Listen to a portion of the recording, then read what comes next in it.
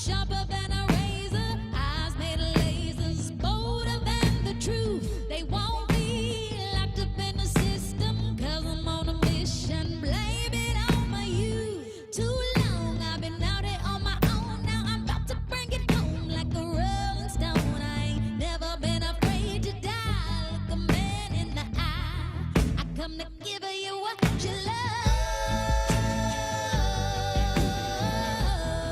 It's time to give you what you love.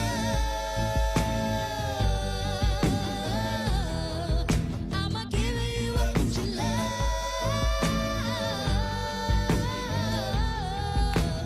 Give you what you love.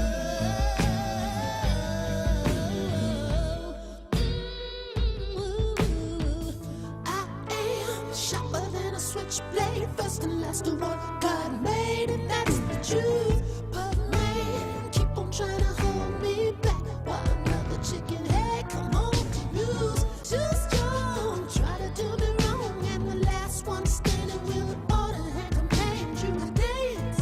Oh, dance. Run tell your preacher and your teacher, I'ma give you what you love. I got to give you what you love. It's time to give you what you love.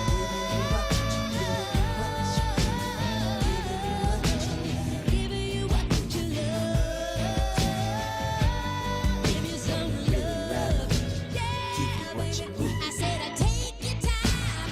Take what you love, baby, just enough. But never too much, baby, take your time. Take what you love and with it, baby, grab. You better look at that, baby. Take your time. Take what you love, baby, just enough. But never too much, baby, take your time. And when it give me some love, won't you give me what you love?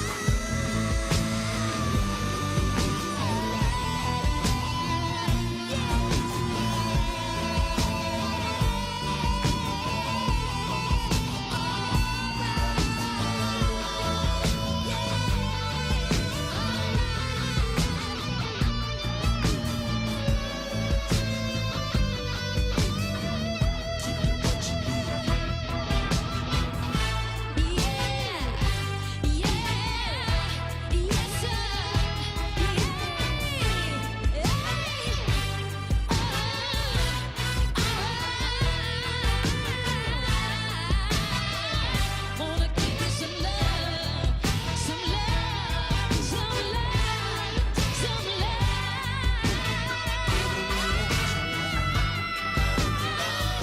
Welcome, welcome, welcome to The Source on this very hot Thursday. If you are hearing the sound of my voice, I am Andrea Lawful Sanders, 96.1 FM, 900 AM, 215-634-8065, streaming live on all, what did I just say? Lord, I'm losing my mind.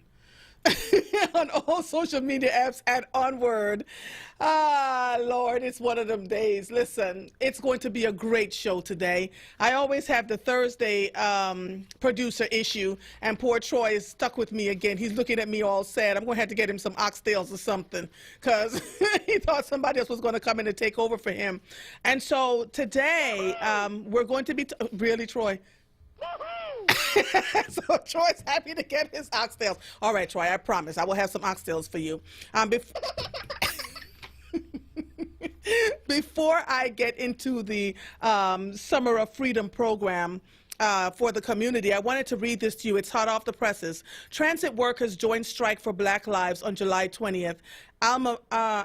Amalgamated Transit Union joins with racial and social justice organizations and major unions for nationwide rallies, walkouts, and other actions.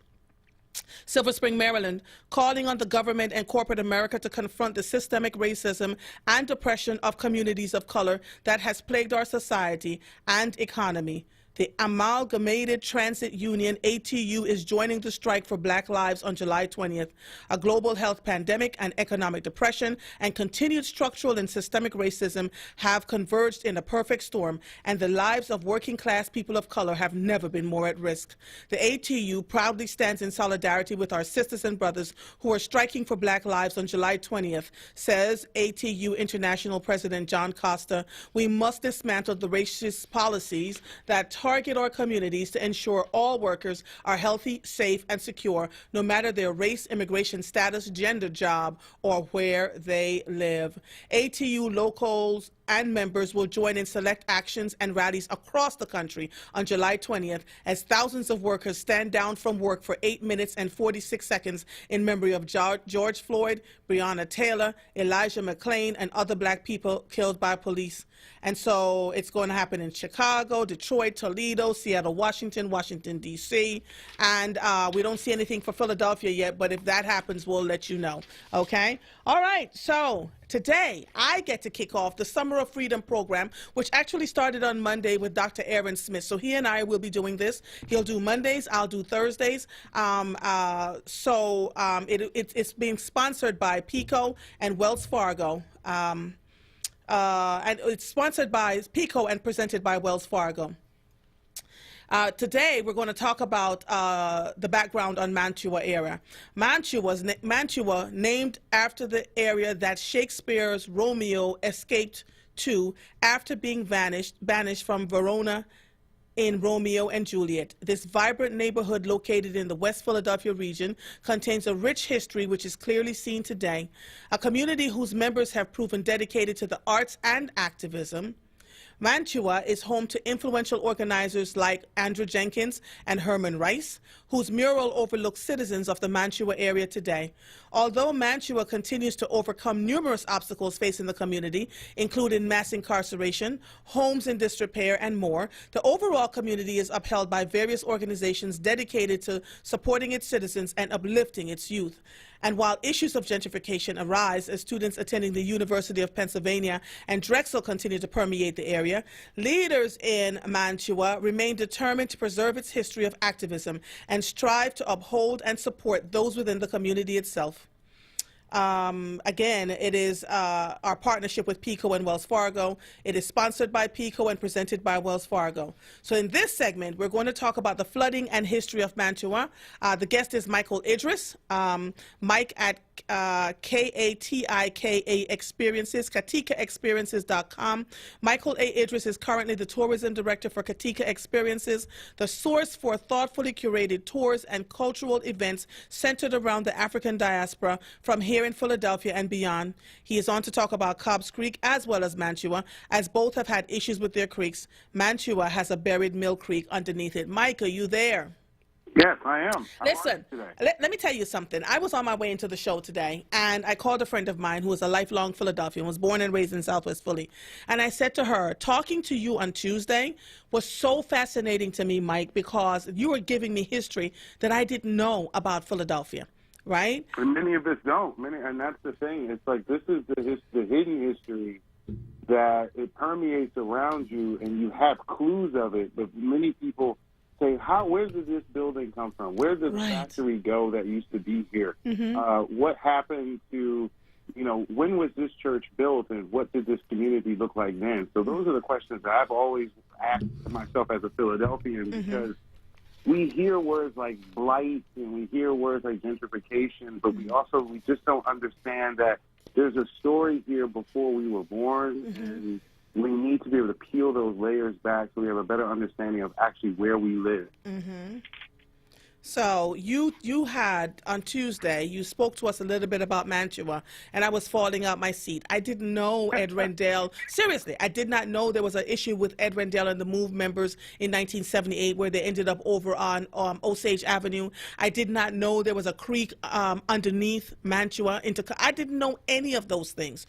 So, So there's so much of, when we talk about because the neighborhood of Mantua rests alongside Powelton Village and Mill Creek, and Mill Creek is a creek that it runs. There are many actually buried creeks because when you think of Philadelphia, I mentioned this on the other day, but Philadelphia was really the shape of the city that we know today was really established in the 1850s, 1854, with the consolidation of the city. And what that meant was the rest of these principalities around Philadelphia proper were now all put under the same umbrella. So there's a creek in Center City called Dock Creek, where it's by Dock Street. That is also a buried creek that led to the Delaware River Basin. You also have Mill Creek, which was buried as they built houses in West Philadelphia to more immigrants begin to come in, especially in the 20s and 30s and 40s when African American, the Great Migration began to really fill in those neighborhoods. So it's fascinating to think that, and when you think of even stretching down into the lower basin of West Philadelphia, homes sunk. That's what I was getting ready to ask you, Mike. Yes. I was getting ready to ask you. We're seeing homes sinking in Philadelphia in different parts of the city. Could it be from those buried creeks? Because here's how nature works, right? When you have when a creek has a spot where it knows that it has to come through, nature allows it to come back and follow that line that it carries, right? So Correct. even if it meanders, right? So even if they try to bury the creek and put all sorts of sod and soil and concrete and everything else underneath it, water is a natural irritant that will consistently wear away, right, over time. Yeah. So that's why those homes are starting to sink. Correct. And there's another section of the city where I believe they built it on a landfill or a graveyard up in Logan, where you see a big sparse of Philadelphia real estate where it is gone. Yes. Those homes have sunk and the people have since moved. And even the aftermath of the Osage bombing and on move in 1985 in Cobb's Creek, those homes were so shoddily built on a really crappy foundation, and they began to also sink or to fall in and have foundational issues as well. So there's a long history of these flat projects to get, especially African Americans, into different homes and housing that has not been to the benefit of those communities. Right. And you see what happens with when the homes fell in the 50s here in Philadelphia in the 60s. The residents of Mantua/Mill Creek, they talked about those issues. The name of the documentary slips me, but it is on YouTube. If you just look up Mill Creek, Philadelphia, you'll see a documentary that goes into pretty strong detail about sort of the border of both of those neighborhoods. Wow. This is, let me tell you something. People are saying that they're born down in Mill Creek. Wait, listen, if you want to call in between now and 2:30, please do. The phone number is 215-634-8065. Troy just kind of meandered around out here. What else can you tell us? And I want to give you a couple of minutes to talk about Katika before we get off this time. Well, when we talk about anything Philadelphia, I think the biggest disservice that it's ever done is we speak of Philadelphia as if William Penn just walked off a boat in 1682 and said, Philadelphia, this is uncharted city, let me put up my cornerstone here and begin work. No. For over 10,000 years before the first white man ever stepped foot here, they're the Lenni Lenape people, the indigenous group that represents the Lenape-Hoking, this huge district that stretches up to the Iroquois up in the New York region. And those are the first people here. So when you think about Mantua, those settlers first came in there around 1677. So they were meeting with the Lenni Lenape and began to sell off parcels of land so that these other settlers would come in here. So I think it's always, always, always important to understand that people wanted to establish businesses, but they first had to do it with the Lenni Lenape. Wow. I could talk to you for hours, I swear. I love talking about, and there's so much more research that I'm just really starting to scratch the surface to do. One of the toughest parts, I finished up at Temple in 2019 in history, honors history student, as well as an Africology minor at Temple. And actually, Professor Smith was my professor twice while I was at Temple. So the connections run deep. And it's always, and that's why when I was asked to join Katika back in 2019, we wanted to do something different and something that was a little bit more intentional when it comes to black space within Center City. Because when you're in Center City, often it's only thought of as, oh, well, it's this rich and often white space that we seem to not always feel like we're connected to. Well, that's a lie. We've been here since 1684. We actually preceded that date, but when we started to come here in numbers. So when you're in Center City, I want people to look around and to see themselves and say, yes, we've been here. Yes, not only have we been here, but we have contributed and we helped build this nation because we were the first nation's capital. Well, the second nation's capital, but we were the bedrock when you talk about the cradle of liberty and all of that. But our history goes beyond just those founding fathers. Wow. So what is Katika Experience? Let people know what that is. Fantastic. So Katika Experiences is a way to be intentional. It's the community, it's the cultural piece of the Katika platform. The Katika platform has 3 steps to it. It is a marketplace so that people can go on shopkatika.com, and if you want to purchase items, you can, or sell your wares, free of charge, working with businesses all over the city of Philadelphia, but not just Philly, across the African diaspora. We also have a hub in South Africa. So we're getting people to put their business on our marketplace. Then we also have a directory. So think of us as Black Yelp. So if you want to find a jewelry store, if you're looking for Black-owned books, you can go to the Katika directory at shopkatika.com. And what I work under my umbrella is the Katika Experiences is the culture. So we're doing thoughtful tours. My first tour that we have piloted and launched is called Places and Spaces, like the old Donald Byrd song. And it really takes place from 1684 to 1840 at the height of what we would consider James Fortin, who was like really Philadelphia's first what we consider thousandaire, like a millionaire today. But he was a thousandaire. He was a sailmaker and a very prominent one here in the city of Philadelphia. Wow. Wow. Wow. Lord have mercy. I've got 2 minutes, Mike. What else you got for me? Well, we are looking to also start a virtual tour. So we have a 360 camera. So our goal is to, in the near future, begin to start shooting a on-site tour that people will be able to see from home, or like school groups and camps that can't meet due to the restrictions of COVID-19. We're looking to be able to get out into the community and even have some Zoom calls and just introduce some of the core concepts and people like Sarah Bass Allen, who went on to marry Richard Allen, owner judge. And then white allies, too, people like Benjamin Lay, as well as Anthony Benazet, Daniel Francis Pistorius. These are very important people in the formation. Anytime someone says something like the institution of slavery was something that white people, was something that they just did because they didn't know any better. That is a lie. That is an old-faced lie. And we know that there were people who were striding against the institution of slavery going back as far as 1690. So we know that from writings from Daniel Pastorius, the founder of what we know today as the community of Germantown.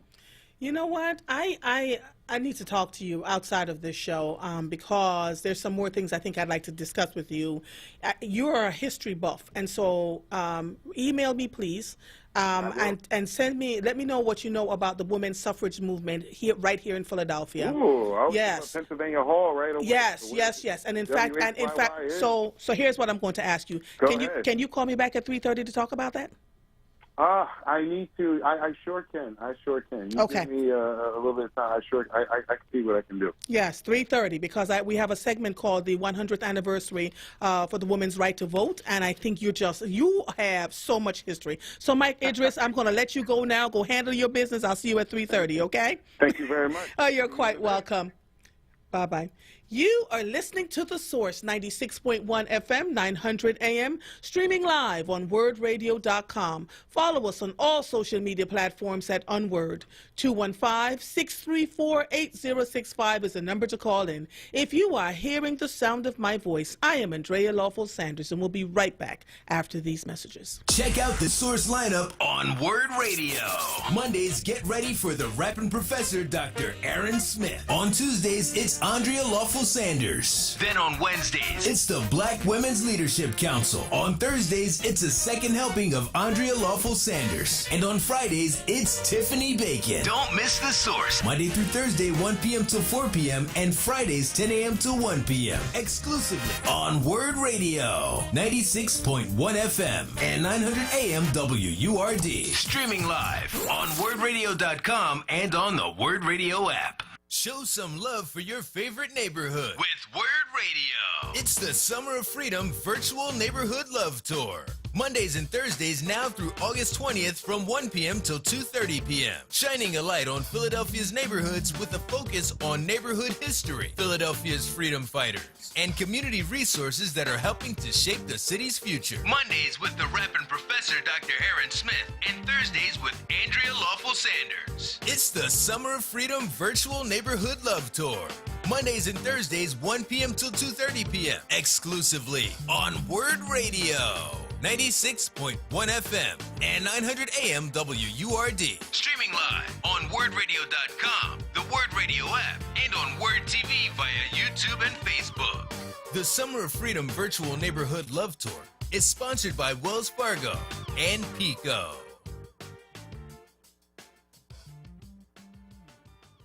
Want the latest in Word swag? Check out the shop tab on WordRadio.com. Hoodies, tees, and more in a variety of colors. The shop tab on WordRadio.com. Show the world that you're all about black. Talk Media. Word Radio Digital Tip of the Week with Stephanie Humphrey. I'm your Tech Life expert, Stephanie Humphrey, and this is your Word Digital Tip of the Week.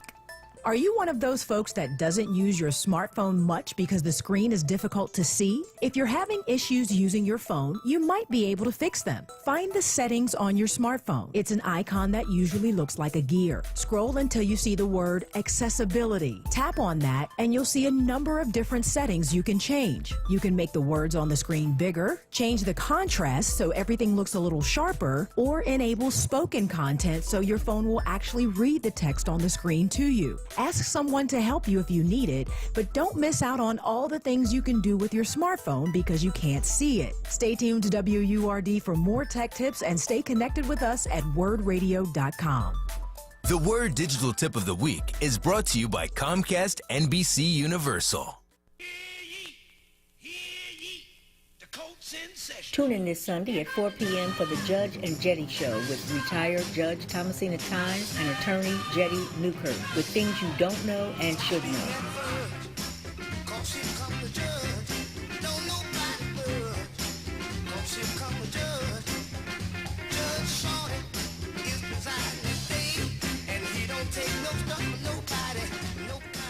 You're listening to The Source with Andrea Lawful Sanders on Word Radio. Streaming live on WordRadio.com and the Word Radio app. Welcome back to The Source. Before we take our next guest, who is going to be Dwayne Drummond, let me grab Gary from Southwest. Gary, are you there? Hi, yes, I'm here. Hi, how can I help you? Hey, I just wanted to say a few things about the bottom. That's where I grew up. Okay. You know, growing up as a young man, we had a store on one corner, side. We had another store at the other corner, Mr. Bill, both black-owned businesses, and you know, it was a sense of pride growing up there in the bottom. We stuck together. Like I think I mentioned the other day, even though we had a gang war thing going on, myself and my other friends that were, we were into sports and school, and we all went to college and got our degrees. They would not let us get involved with the gangs. Yeah. They looked out for us. And then we got older, they would tell us, we knew you guys were going to do something. And they said, we always looked out for you. Yeah. I have a sense of pride growing up down there, and now what I see going on, I go down to the community meetings, and your guest is going to come on. I've met him and talked to him several times at community meetings. And Manch was being taken over. Oh. Now, what is the West Lufkin Boys and Girls Club? Is now owned by Drexel. I heard it on Word when I think it was a year ago or whatever. And I immediately, when I got off of work, I drove to the center. Saw a young man that worked there, and I introduced myself to him. And he said, "Yeah, that's true." And it really hurt to hear that. Yes. You know, it's like, okay, we got this university going to do something for the community. Well, Mansfield's always been there. What have they really done for Mansfield? I'm talking about Drexel and Penn. And Even though I'm Penn, an alumni of Drexel. When I was a young man, when you got to Spring Garden, once you got to Spring Garden and crossed over, you were in a whole different world. You were in another community. We had the gang war era and everything like that, but it was different over there. It was like, man, we thought we were in a different era, different city, different town. We went over in that era. When I was in that area one night, I had a friend I went to see, and I was coming home. Had an Afro man. I'm telling my age now. This police van drove up, and they pulled me over, and I was scared, but I didn't know because I didn't know what was going on. They put me in the van, never told me what was going on, and drove me down into Drexel's campus. A white girl had been robbed. They said the gentleman had a fro. Now, back then, we all had a fro. Right. They took me out of the paddy wagon, as we called it back then, and they lined me up, put me up against the wall, rather, and asked her was I the gentleman or the young man that robbed her. Yeah. And she said no. She could have very easily said yes. Yes. And in this story, I never even told my mother about it. The police officer gave me a ride home to my house, my front door. I grew up on Aspen Street, 38th and Aspen. And he let me out. I went in the house. I was so, I can't think of the word. I was so distraught. I didn't say anything to them. And after I thought about it, years even later, well, that could have been the end of my life, and that would have been it for me. Yeah. We had a lot of that situation going on in Mansfield during the Rizzo era. And Michael Africa, as we know him today, he's a friend of mine. We grew up together. I won't say what his name was before he was Michael Africa, but I'm very familiar with the move, the burning down of the building on Powhatan Avenue. They bulldozed the apartment building, I guess, to get rid of a lot of the evidence that went on down there. So I just want to say I love Mantua. I love the people that come out of Mantua. You know Omar Tyree, the author? Yes. He comes from Mantua. Omar Tyree came from Mantua. Okay. I grew up with his uncle, yes. They had matter of fact, there used to be McGaplin Playground. Yes. Miles Mack, because of what happened, that incident. Yes. They named the playground. That's where I learned to play basketball at. Oh. They had basketball leagues down there. So Mantua, between Herman Rice and the other things that were going on, they always provided us with something to do. In Young Great Society, I'm so grateful for them, Herman Rice. We had football teams, track, and we had basketball. We used to travel to New York, D.C. Oh, wow. You couldn't tell us we weren't big time. I just wanted to put that out there. Thank you so much. Thank you so much, Gary. Thank you so much for calling in. Tyrone, you're going to have to hold on for a second, honey. Let me get into this next guest in. Dwayne Drummond has been involved in family and community engagement and leadership for most of his adult life. He has served his community in a wide variety of roles, including chairman of the 24th Ward for the Democratic Executive Committee from 2010 to present, committee. His passion for serving the children and families of his community and the city of Philadelphia has been realized in his increased involvement in the development of the Mantua Transformation Plan, completing the Citizens Planning Committee Institute, and the completion of the Mayor's Office of Community Services Fatherhood Initiative. Furthermore, his ongoing participation in the Promise Zone Initiative collaborative engagement efforts has ensured that his community and constituents remain current and involved. He currently serves as the president of the Mantua Civic Association, an organization which strives to advocate for and represent the issues and concerns of residents, to improve the quality of life for all, and to preserve the rich history of Mantua. The founders of MCA insisted that the residents of Mantua deserve to live in an affordable, clean, and safe community, and a community that offers its children a solid educational foundation. Dwayne Drummond echoes his sentiment in the work he conducts through his organization. Dwayne, are you there? Yes, I am. Good afternoon, Mr. Drummond. How are you? I'm doing fine, and yourself? I don't know how you're not tired. You're doing a whole lot of stuff in here. Lots going on in your life. Yeah, that's how I stay out of trouble. So tell me, because you heard Gary from Southwest, who was talking about the fact that he grew up in Mantua down at the bottoms and all the things that happened down there, how the gang leaders wouldn't allow them to become a part of the gang because they knew they were going to be good citizens, that Omar Tyree came from there. And then he said that Drexel and Penn have taken over the Boys and Girls Club. It's now owned by them, and that Mantua is being turned over. They're not, it's being taken away from the people, the residents that live there. What can you tell me about any of that? I can say it's true about the West Philadelphia Community Center. Yes, it has been purchased by Drexel University. But also, one thing that the residents came together and did in 2017, we did change the zoning code. It was something called by right development, where a developer could come into the community and don't tell nobody nothing. So we changed the code. So the developers now have to come to the community. And we have open public hearings, so people could come in and, voice their opinions about how the community is being developed. My thing is, if you're not at the table, your community is going to be on the menu. So we give that opportunity for the residents to come in, and that's only the first step. The next step is to go down to the zoning board of adjustment. But we have went through this crisis called COVID-19, so a lot of stuff is out of whack. The ZBA just started to open back up. Community meetings, social distancing, so some of them haven't been happening. Right. But we have, we're not anti-development, but we did slow down some of the development that has been taking place in Mantua. And community residents have a seat at the table. So. Yeah. Oh my Lord! What in your estimation, what has changed in Mantua? What do people need to know about Mantua, and why is it a great place to live?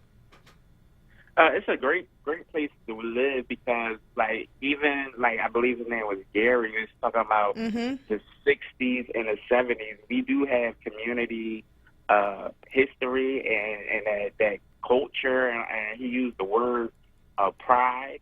And I know, a motto, he talked about YGS, Young Greek Society, Dr. Rice, and also even with Mantua community planners with Reverend Jenkins. And their motto was plan or be planned for. And it's a great opportunity, even with this time of uncertainty, that we come together collectively, the residents, and plan for our community. Right. And plan for a fair and a brighter future. And, with all this disruption going on, it's time to just stand for something, or just fall for the okie doke and don't just be a commentator on the sideline. Right. So I think it's a time for us to unite and just stand for something, or we're going to fall for anything. Right. Hold on one second. Let me talk to Tyrone. Tyrone, are you there? Yes, I am. How are you, man? Are you calling to talk about Mantua? Yes, I want to talk about Mantua, and again, I know of the Brother Drummond. I know of you. Haven't had an opportunity to meet you. I got, I'm on my block, so there's a lot of stuff. We have a play street, so there's a lot of stuff going on. I'm trying to move it. One of the things I wanted to talk about was Brother Herman Rice, because that brother, when Mantua against Brother, that was such a unique and powerful organization that the president, I think it was President Ford, had brought Brother Rice to the White House, to deal with one of his medical conditions. Right. And I mean, it's just amazing that we have all these great organizations doing this great work, and still our community, for whatever reason, I know there's a lot of financial reasons, but for whatever reason, we get caught up with, losing it. And when I say losing it, when we have folks who, when they come in and change it, and the folks who are living there are forced out, one. And secondly, why, when we talk about gentrification, why is it always white folks? That's what I don't understand. If they moving people in and changing the dynamics and the income, the dynamics of the community, why is it always white folks? I don't know. Can you answer that, Mr. Drummond? I think, like I said before, plan or be planned for. I think gentrification takes place when outsiders come in with their own plan for a community. I think I don't know where the breakdown comes from. Right. This just not had happened yesterday. Right. It didn't. So it had to be, even though we talk about a lot of great people, sometimes we have to learn about the good things, but also the bad things, the things that didn't work, so we can correct it for a fair future. So, like, a lot of things, like, I'm trying to deal with from the past. Like, it did not just happen today. Right. So it's like some ongoing stuff. And, you know, it's funny that he was saying, because when I talk about home ownership, like, it's hard to even buy a property in Mantua because of redlining. You know, it's stuff like that is still occurring, and it just did not happen in the 2000s. Right. It didn't happen. Right. So it's a lot of stuff, you know, that is happening, but it is a lot of good things is happening. Even when it comes down, when I was 13 years old, I remember when the only supermarket we had in Mantua burnt down. Right. It burnt down. Now it's an opportunity, 27 years later, there's an opportunity that a supermarket is going to come into Mantua where we can get some nutrition food at an affordable price, and also a possibility of WURD being Mantua. Yes, so yes. That's something that to be, you know, to be proud of, to even be proud of. In 2014, our only public educational school, Morton and Michael, was about to be closed, but the residents came together and came up with a strategic plan and gave it to the district, and it got taken off. But it just doesn't stop with our strategic plan and plans. We have to implement and just not let plans just sit up on the shelf and collect dust. We have to renew it and put some action, some sweat equity into it also. I mean, I want to thank you so much for calling in because you've opened up some things that we really need to continue to talk about. In East Oak Lane right now, the community members are really fighting to keep the piece of development out of the community. And they've developed signs, they've gone to the zoning hearings, they've had letters signed, and I can feel it almost feels to me like they're feeling unheard, right?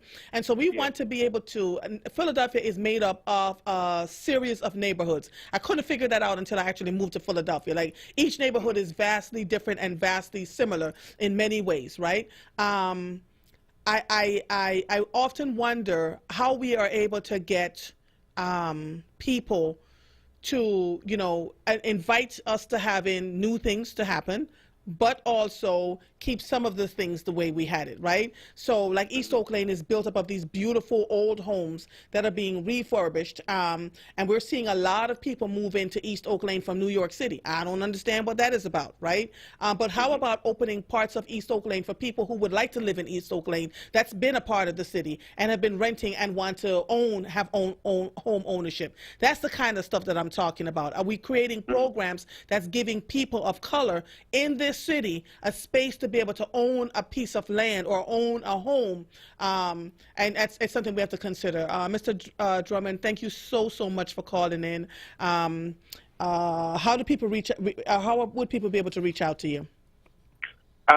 They can go to our email, and it's mcaunitedmantua@gmail.com. So it's mcaunitedmantua@gmail.com. U19 Mantua@gmail.com. Thank you so much for and calling. Also, I just want to put out there on July the 24th, 2020, at the Church of Faith at 38th and Brown. It's going to be our second go-round of COVID-19 testing. Okay. And I look at COVID-19 as a invisible bully. It's a healthcare crisis, and a lot of us need to, something that needs to be addressed. Oh, so yeah, I thank agree. you for having me. Oh, you're quite welcome, Mr. Drummer. Thank you for calling in. As you are aware, this program is partnership with PICO and Wells Fargo. The Summer of Freedom program is sponsored by PICO and presented by Wells Fargo. We have more to come because this entire segment is lasting an hour and a half, and I'm super excited to have our next guest on, Marcus Allen from Big Brothers Big Sisters.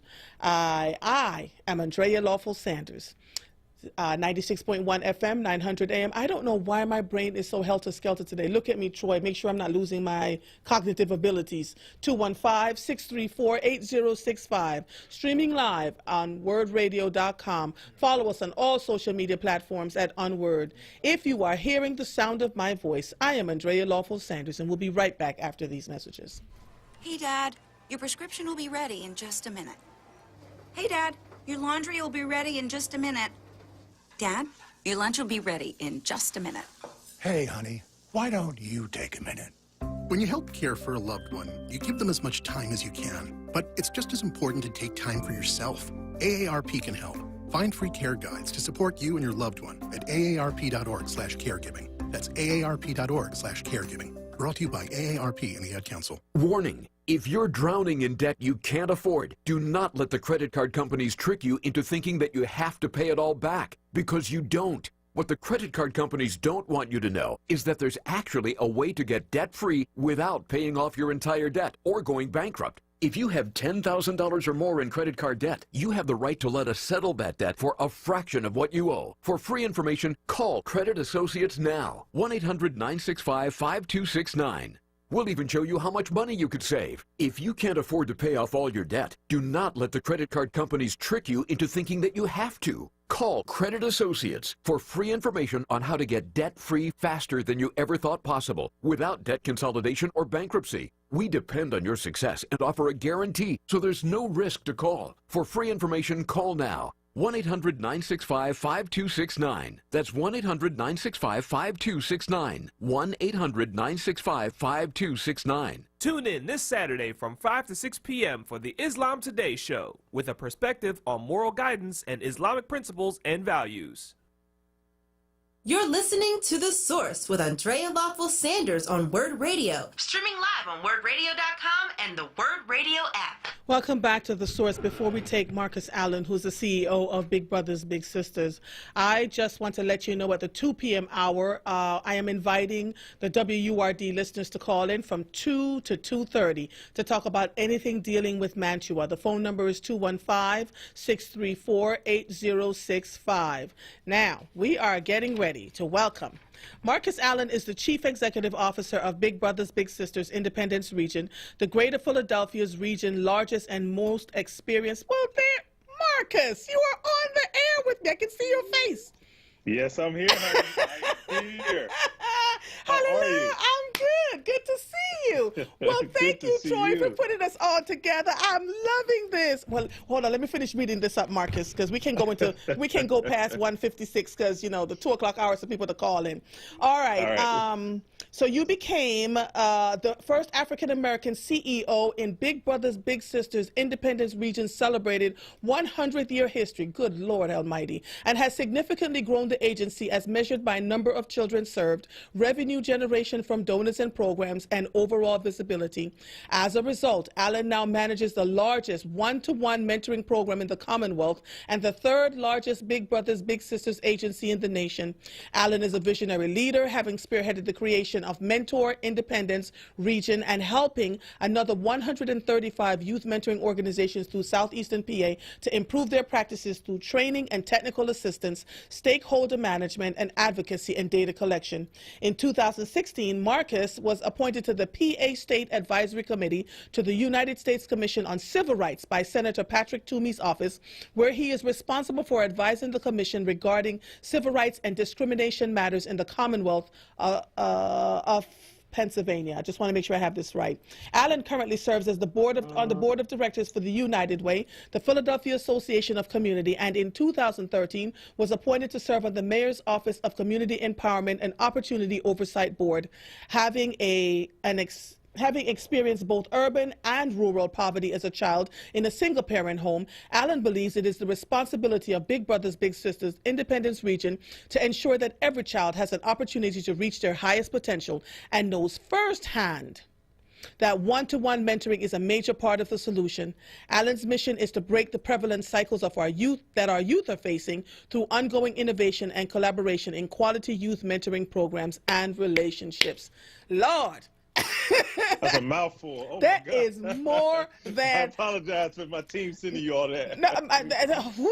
So how are you doing? I remember meeting you some years ago. Yes.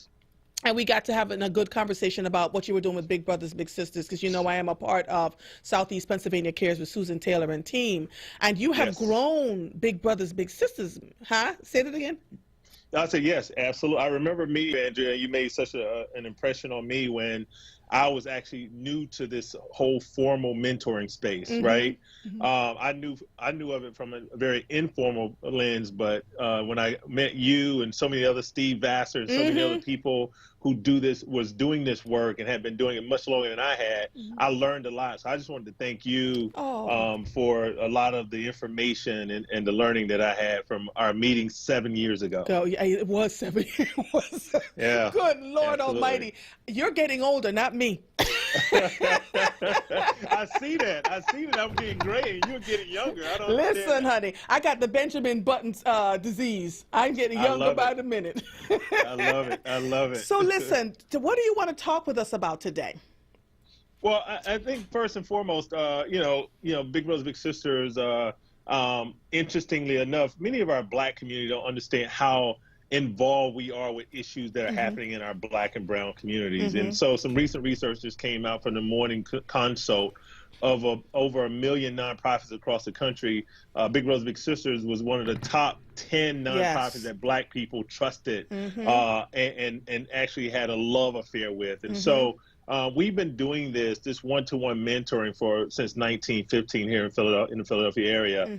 And more recently, we did a merger where we also took on Camden, both Camden, Burlington, and Gloucester, New Jersey. And so my focus has always been my entire life, Andrea, is working with people of color, communities of color, particularly those who live below the poverty line, because that's what I know. That's my lived experience. And so particularly right now during this moment, when we talk about, 3 pandemics going on, when you talk about COVID-19, when you talk about the racial disparities and you talk about police brutality, it is important to me that Big Brothers Big Sisters steps up in this moment. And so we've been engaged in going above and beyond mentoring. Not to say mentoring wasn't enough in and of itself, because I tell people all the time, we work with kids in the juvenile justice system, kids who have mental health issues, all sorts of things. And I tell people, and you know this, working with Susan Taylor, mentoring is not something that's just nice to do, it's necessary. It is. And we know, even going back to slavery, mentoring was important for us to actually be able to survive in this hostile country.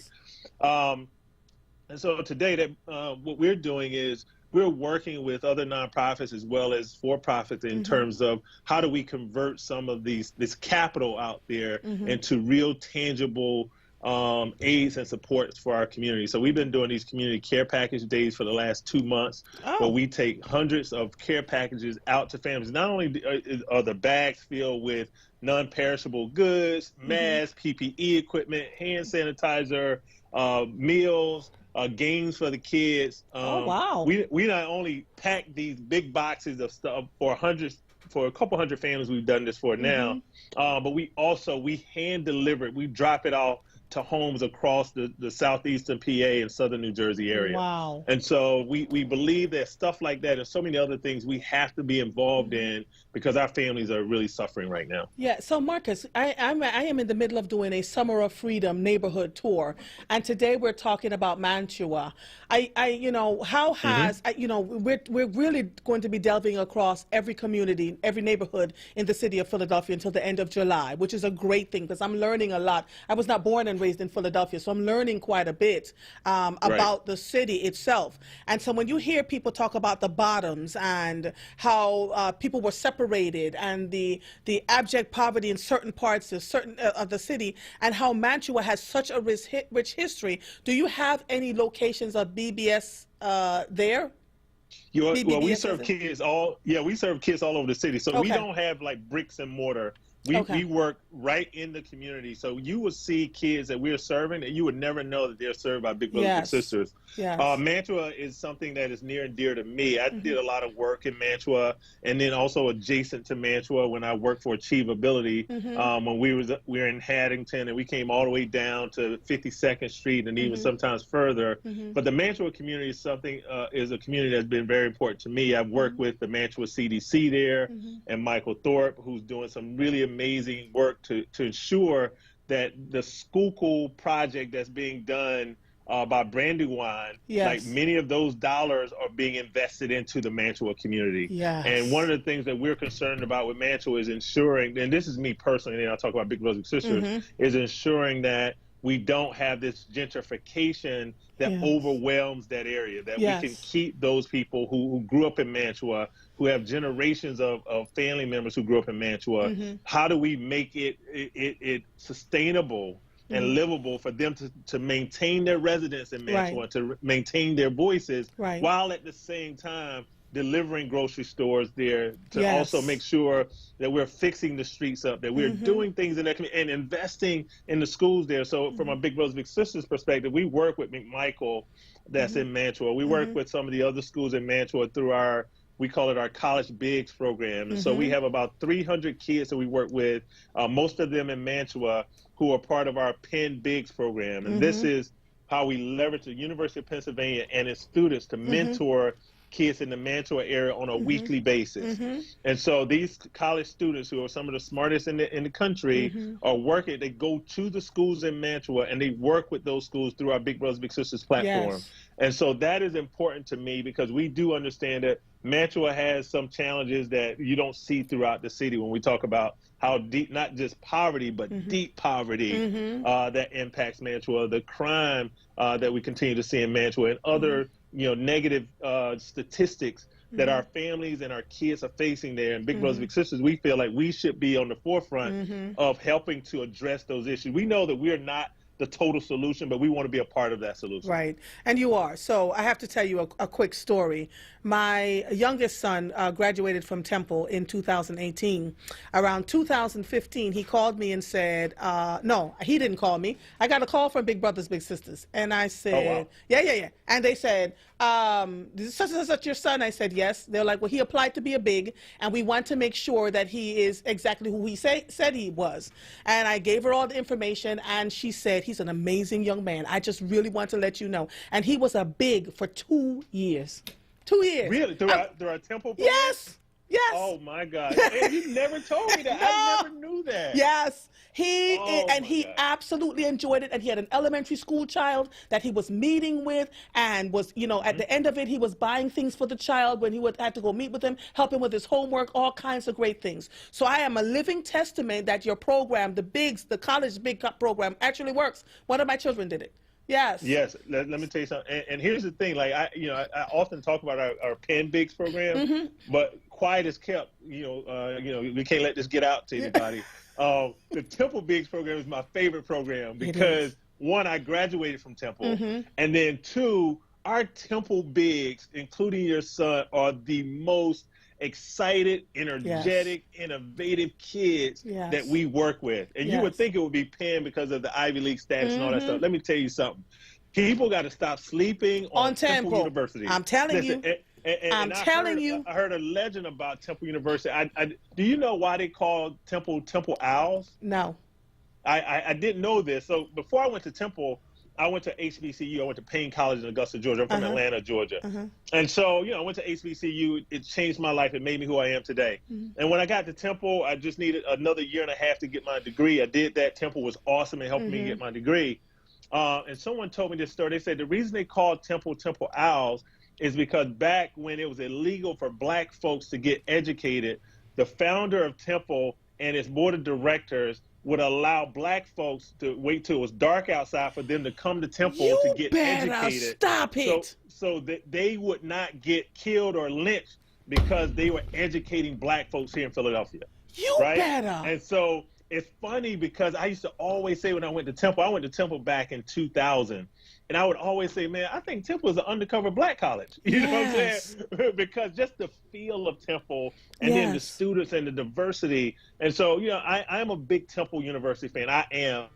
I've sold out to Temple University because they are an affordable option. Both them and Community College in Philadelphia are affordable options for our kids. And as we talk about our kids in Mantua, as we talk about our kids who come from marginalized places in our community and zip codes that people have already counted them out, there are opportunities for them if they graduate from high school. And Temple and Community College of Philadelphia are making strides in addressing the issues that our kids are having. Agreed. So I am a big fan of Temple, and congratulations to you and your son. Thank you. And him being on his way to changing the world. And listen, I'm going to take a quick break, and then we'll come back and talk a little bit more about Big Brothers Big Sisters, okay? Hang on one second. All right. You are listening to The Source, 96.1 FM, 900 AM, streaming live on WordRadio.com. Follow us on all social media platforms at onWURD. If you'd like to call in between 2 and 2:30, the phone number is 215-634-8065. I have on the line with me Marcus Allen, who is the CEO of Big Brothers Big Sisters, and we're continuing our conversation about our Summer of Freedom neighborhood, which is sponsored by PICO and presented by Wells Fargo. If you are hearing the sound of my voice, I am Andrea Lawful Sanders, and we'll be right back after these messages. So you just finished binge watching that entire TV series? Now it's time to binge listen at wordradio.com. Check out our archives of WURD on demand and listen to some of the most memorable moments from your favorite hosts. Word Radio on Demand. Check it out right now at wordradio.com/podcasts. PICO has many ways to help you lower your energy usage and save money at home. Here's one. Have an old working fridge or freezer in your garage or basement? PICO will pick it up, dispose of it responsibly, and give you a $75 rebate. That's right, $75. Plus, you could save as much as $150 a year on your energy bill by getting rid of it. Just schedule your pickup at pico.com/recycling or call 1-888-5-PICO-SAVE today. Be sure your fridge or freezer is plugged in and working at time of pickup. Tune in Saturdays from 2 p.m. to 3 p.m. to hear Empire Capital and Consulting founder Mark Palmer's show titled Black Money, Black Power. This show centers around black money and how black power is derived from money. Tune in every Saturday from 2 p.m. to 3 p.m. Black Money, Black Power, hosted by Mark Palmer. We are progressive and proud and interactive. Follow us on Twitter, Instagram, and YouTube at onWURD. This is Word Radio, 96.1 FM and 900 AM WURD Philadelphia. Streaming live at wordradio.com.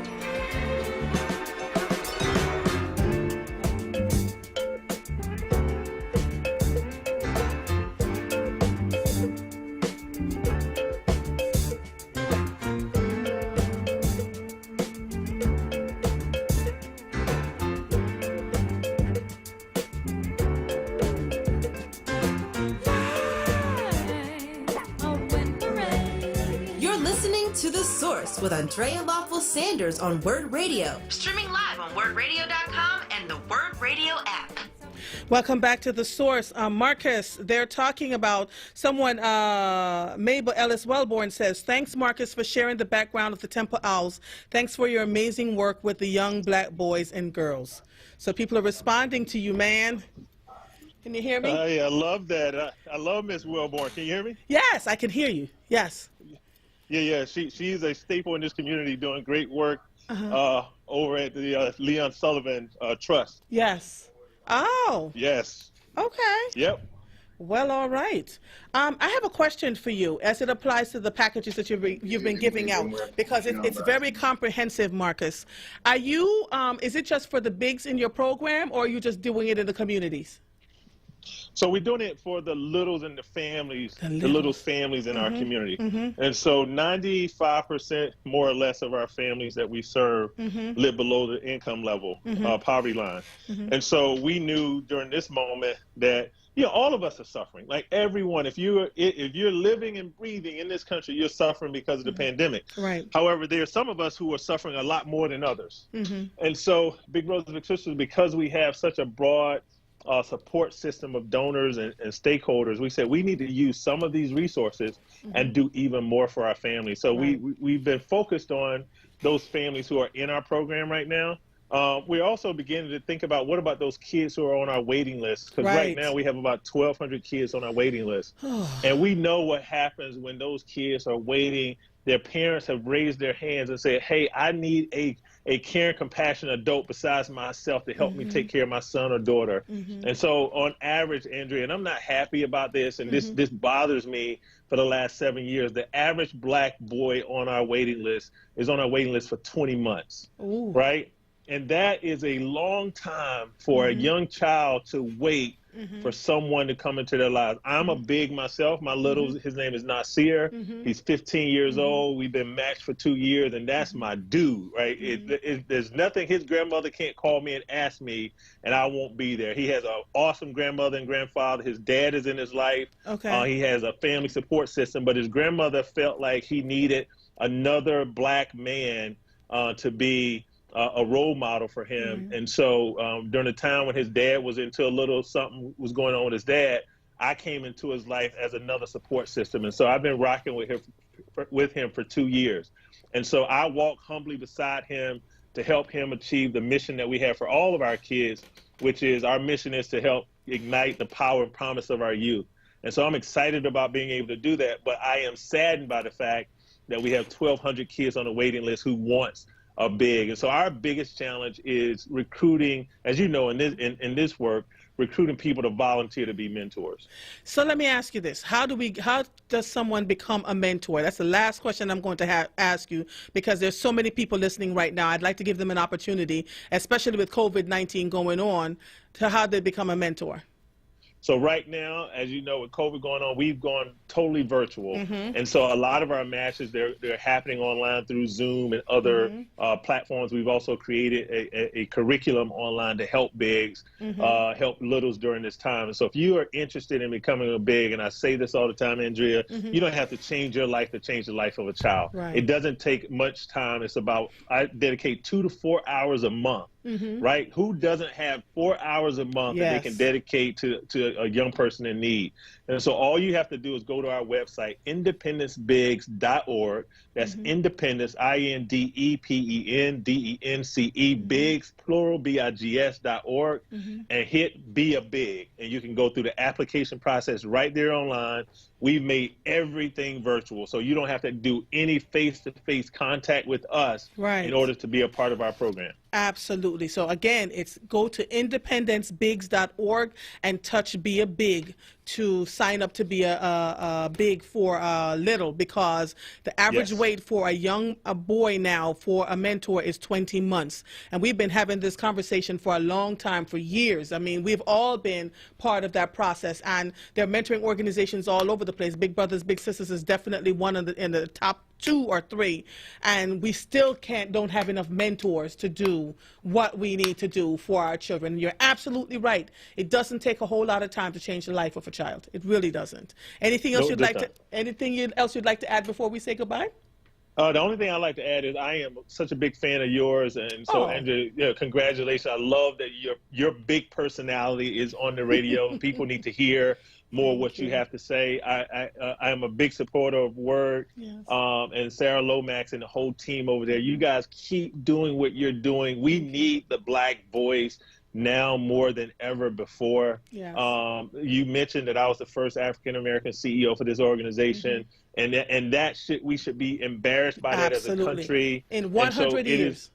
Absolutely. And so we have to make sure that we are building pipelines. So those young Andrea Laws and Marcus Allens and the Sarah Lomaxes of the world, those 7 and 8 year olds, those 5-year-olds, those that are in the womb right now, we have to create these opportunities and access for them. So anytime you want me on, and whatever you need, you let me know. I really appreciate this. And quite frankly, I don't know when COVID is going to be over. I was going to say when COVID is over, we should probably sit and talk so we can work across platforms to see how we can support one another. And quite frankly, we need to catch up because we really didn't get to know each other when we did meet.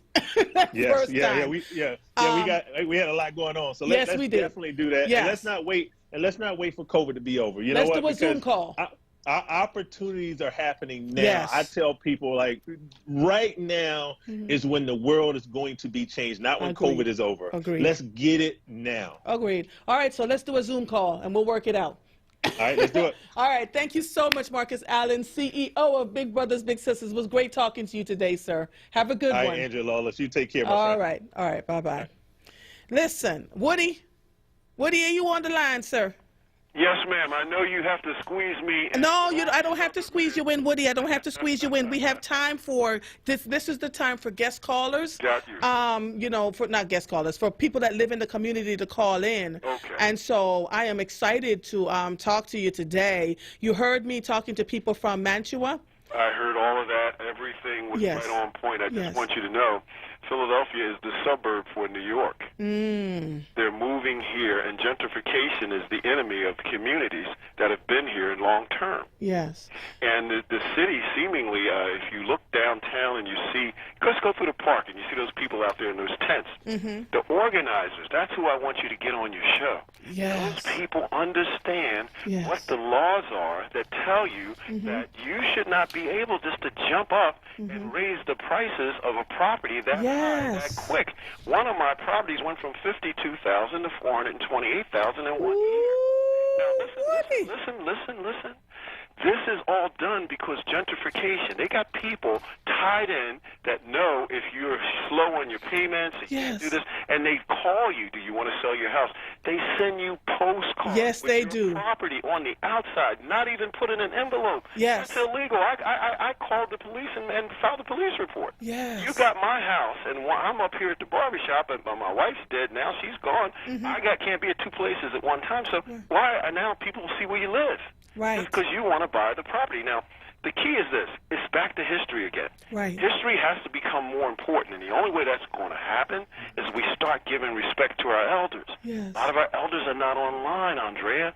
That's why I told you about the office. We got to create something where they can spew their information before they leave the planet. Yes. That's going to leave the wisdom. Every culture respects their elders. This whole thing with this movement of technology, there's nothing wrong with technology, but it's taking away from your human aspect. Right. I wrote a poem once said, does your future look mechanical? And out of it came a new word, or humanical. No such word, but now it became one. You know exactly what I'm talking about. Right. So my point is this. Right in South Philly, I used to sweep the front of Marian Anderson's house and watch her come in and out of that place all the time. Marian Anderson lived in Southwest Philly?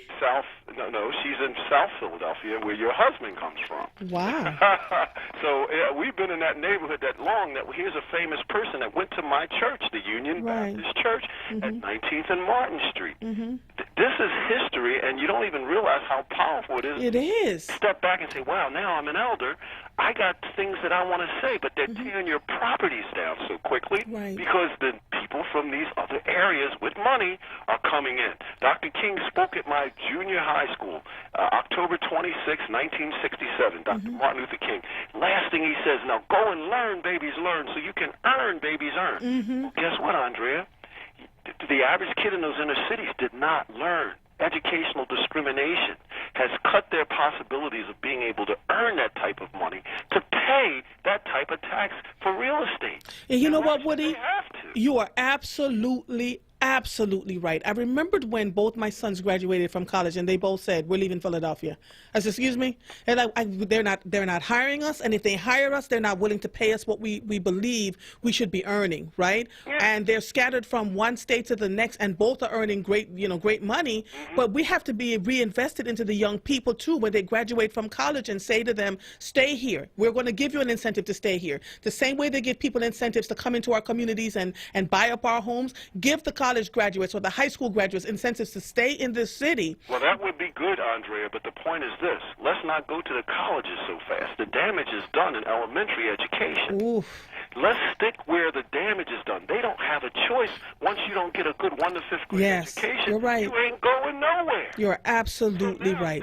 They keep turning and pointing the finger at that. By you being, again, an immigrant, me being a non-immigrant, child of former slaves, I had no choice being in those inner city schools other than to get the education that they gave you there. Right. If they made the slave not read for 400 years, don't you know that prejudice still exists today? Yes. And it's why those inner city schools give inferior education, and the very reason we should be screaming out about educational discrimination. Let me tell you something, Woody. As you talk to me, more stuff comes to my memory. So I sat on a school board in the suburbs outside of Philadelphia for about 8 years. And one particular night, I'm sitting in the school board meeting, and I try not to say anything because I'm always soaking up and learning. And they were talking about getting rid of some books. And one of the school board directors piped in and said, "Oh yeah, just give it to the children in Philadelphia. They could use it." And it was such a poignant moment because I stopped what I was doing. I turned around and looked at him. The other school board members just stopped talking. I looked at him and I said, "You done? Are you done? Because if you don't have anything good to say, I wish you would keep your mouth shut." Well, they knew what to say because they had hidden codes. The 70 code was the teachers understood they had to push these kids on in order to keep getting the money from the state to keep the schools open. So even if a kid was doing terrible, he had to at least get a 70 in order to pass. Right. That's why so many kids, back to that again, graduated with a diploma as a receipt for educational service never truly rendered. That in itself is a criminal. It's crime. It is an absolute crime. We got to talk outside the radio.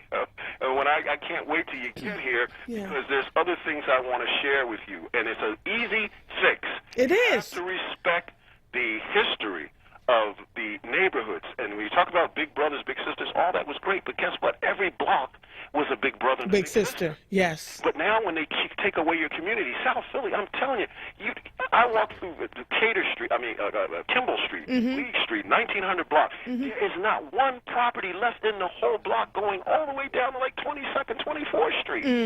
You don't even see that does damages to the elders because when they come out, they're afraid. Yes. You keep getting these phone calls, sell your house, sell your house. Yes. These elders don't have any place else to go. Yes. And if they didn't get the proper education, where are they going to go? Oh, all right, Woody. You're right. I'm going to call you. Okay, I'm going to have to call you, Woody. All right. You got my number now. I do. Right. I do, Woody. Right. Thank you so much. We'll talk soon, okay? All right, bye-bye. Tahir from Ohio. Tahir, are you there? I am here. How are you, sister? Man, I am loving this Summer of Freedom conversation about our neighborhoods. How are you? All right. So I actually kind of lived in West Philly for 20 years, and North Philly for 4 years, and I moved up 2 years ago in Ohio. But I used to live, like I said, 20 years, 40 years in North Philly, 20 in West Philly. And I used to walk from the top, which is, they call it the top around their Baltimore Avenue, down the bottom. And then I eventually moved to right across the street from McMichael School at 35th and Fairmount. A great big high-rise project there that they imploded. But I love the bottom because the people, anybody that's listening to you that spent time with us, let's tell you this, the people there was just so real. Yes. It was, everybody couldn't rock down the bottom. Seriously, the people there, they didn't take any stuff, and they were just real people. And I come to the gang culture. I knew a lot of gang members from the top and the bottom. What got me through the bottom a lot, just knowing a lot of the gangs. But they were just, like I said, they were just real, authentic people. And then I, again, eventually lived down there. So I seen transformation, what has happened down there. And, you know, a lot of it, unfortunately, the city government, the council, district people, they played a big part of allowing that to happen up into the point of this COVID pandemic. Yes. So what has happened is, and I'm sure there's still some city government people, council, Congress people, whatever, and this is not to assassinate their characters. They know who they are. It stopped them in their tracks because now, with all the young folks protesting, bringing lots up the light, they had to stop a lot of this stuff with the continuing assault and gentrification down the bottom. But like your caller said last week, I missed your callers earlier today. Yes. The history of the rich history of the bottom, the YDS program, which was an athletic program. Right. Just the good, solid people. Then Brother Woody just talked about the elder population down the bottom, and I know there's still an elder population as there is all over the city down there. And he brought up a good point because unfortunately, when they get that stuff in the mail and they're so overwhelmed, they're easily hoodwinked if they don't have a young person in their family to tell them, right, with their business. So again, what Brother Woody pointed out and highlighted, and I hope some of these programming people from the city council and the state offices are listening. They need to go down there and make an effort to help their elderly constituents and make it possible, even through this virtual pandemic, and make it possible for them to be able to pick up these elderly people to pick up a phone and say, somebody's trying to, they're sending me stuff to try to take my house. That's all they have to say. And the city council people and the state people, they will know exactly what they're talking about because they already know. And unfortunately, a lot of the bottom has been gentrified. Drexel University, which is probably a fine academic university, although they have some community programming, they actually were a participant in getting in there and taking a lot of these properties. And again, I'm not telling you something I read. I'm telling you, I believe you, Tahir. I absolutely believe you. Absolutely believe you. It's hopefully, again, like Brother Willie said, someone's listening and they will take the opportunity to look at their list of residents and they will assist those elderly people who are getting overwhelmed and overrun with correspondence to take their property. Great show. Thank you. Thank you very much. Thank you, Tahir. Thank you so much for calling in. So, again, I have to tell you that the Summer of Freedom program that you're listening to right now is sponsored by PICO and presented by Wells Fargo. We kicked it off on Monday with Dr. Aaron Smith. I will be doing it every single Thursday until the end of July. And thank you all so much. I'm thanking you all from the bottom of my heart because I'm learning all kinds of things about these neighborhoods that I wouldn't have learned in reading 50 books. So continue to call in and let us know what your thoughts are. Maurice, I want you to hold on for a second. Let me take a quick break, and then I'll get to you, okay? You are listening to The Source, 96.1 FM, 900 AM, streaming live on WordRadio.com. Follow us on all social media platforms at onWURD. 215-634-8065 is the number to call in. If you are hearing the sound of my voice, I am Andrea Lawful Sanders, and we'll be right back after these messages. Check out The Source lineup on Word Radio. Mondays, get ready for the rapping professor, Dr. Aaron Smith. On Tuesdays, it's Andrea Lawful Sanders. Then on Wednesdays, it's the Black Women's Leadership Council. On Thursdays, it's a second helping of Andrea Lawful Sanders. And on Fridays, it's Tiffany Bacon. Don't miss The Source. Monday through Thursday, 1 p.m. till 4 p.m. and Fridays, 10 a.m. till 1 p.m. Exclusively on Word Radio, 96.1 FM and 900 AM WURD. Streaming live on WordRadio.com and on the Word Radio app. Dietz & Watson has been making premium meats and artisan cheeses for over 80 years. And when it comes to stacking sandwiches and party platters, they've got something for everyone in the family, like maple honey turkey breast, American cheese, buffalo chicken, and more. So get to your local deli and taste 4 generations of family recipes. With Dietz & Watson on the table, you'll have everyone coming back for seconds and thirds. Dietz & Watson, it's a family thing since 1939. This is not a fad for us. We will not resume our regular programming when things die down. We're not black to help our bottom line or because it's politically correct. We're not joining a fight. This has been our fight, our message, our people. Black lives have always mattered here.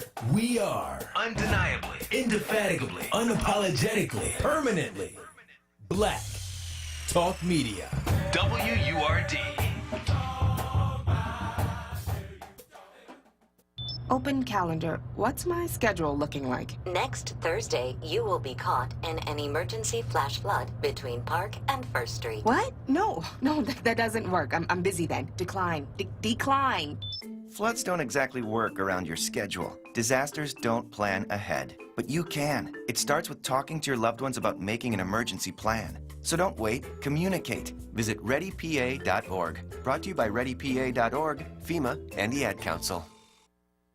You're listening to The Source with Andrea Lawful Sanders on Word Radio. Streaming live on WordRadio.com and the Word Radio app. Welcome back to The Source as we are wrapping up the Summer of Freedom portion of our program, which is sponsored by PICO and presented by Wells Fargo. Let me take one last call from Maurice, Southwest. Maurice, are you there? Yes, I am. How can I help you, sir? I like to get the elephant out the room first. Okay. Everybody's complaining and crying about the trash not being picked up. Mm-hmm. But one thing we got to understand, no department has been hit harder than the sanitation department with COVID. 140 workers have died.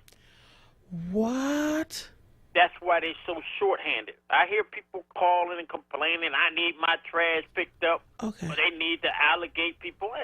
So, Maurice, where did you get that data from? Where's your source? That came from the union guy, the guy that represents them. Oh, okay. He's been on URD several times and explained this to people, but nobody wants to hear him. I don't know what, because they transmit or what. Has he ever been in? No, because I've invited them. I've not spoken to anyone from the sanitation department on my particular show. So if you know someone who wants to call in, I am happy to talk to them, Maurice. Happy. But that's why they're so short-handed. That's why they almost pick up trash 7 days a week. People don't realize it. Yes. And a lot of council people, I'm not even going to mention it, they ain't going to be nice today. You don't hear and make up excuses and say the reason we got so much trash is because people are at home because of COVID. Right. No, that is not the reason. It's because they're so short-handed, and nobody wants to do their job. All right. It's not like you can go in there and take a person that works in the record department and say, look, we're short. We need to do trash today. So, it ain't going to happen. So, Maurice, here's what I'm going to ask you to do. Have them email me or Brianna, bbrown@wordradio.com. That's WURDradio.com. I'd like to be able to codify this 140 people that have died. I need somebody to give me strong evidence that 140 sanitation workers have died. Because if that is the case, and I am not negating what you're saying to me, then that is egregious and it's crazy, right? All right, what else did you want to talk about? Because I have another guest on now, sir. Well, I just want to say real quick Mm-hmm. that no kids in school. If you want to send your kids into a cesspool or a gauntlet where they got to travel on the bus, then after the bus, you expect kids to keep masks on and stay clean in a building that wasn't clean before COVID, then you don't love your children. Yeah, I hear you. I hear you. Thank you so much, Maurice, for calling in. All right. There ended the Summer of Freedom program, which is sponsored by PICO and presented by Wells Fargo. I'll just let you know that Cobb's Creek is next Thursday on my show. I am looking forward to it. If you'd like to call in, I'm happy to have a conversation with you. Right now, we have on the line, and I'm going to pull this up, Samuel Kamani from OK Produce. So Mercy and Sam own the OK Produce at the Reading Terminal Market. Sam manages the business full-time and Mercy part-time. Mercy is a full-time surgical nurse at Einstein. They bought OK Produce from a retiring Asian couple 1.5 years ago. OK Produce is kind of a dollar store to help support students and low-income earners. Wow. Over 90% of our products cost less than $2, and they offer 10% discount to students and seniors. They also have free produce table to display produce that they cannot sell, but is still usable. Very good. All right, Samuel, are you there? Yeah, I'm here. Andrea, how are you? I am so good, Samuel. So, wow. I hear a slight accent. Yeah, I have some accent. I hope everybody's going to understand me. Okay, where are you from? I'm actually born and raised in Kenya. In Kenya, yes. Yeah. Yes. I've been here for about 16 years in the U.S. Uh-huh.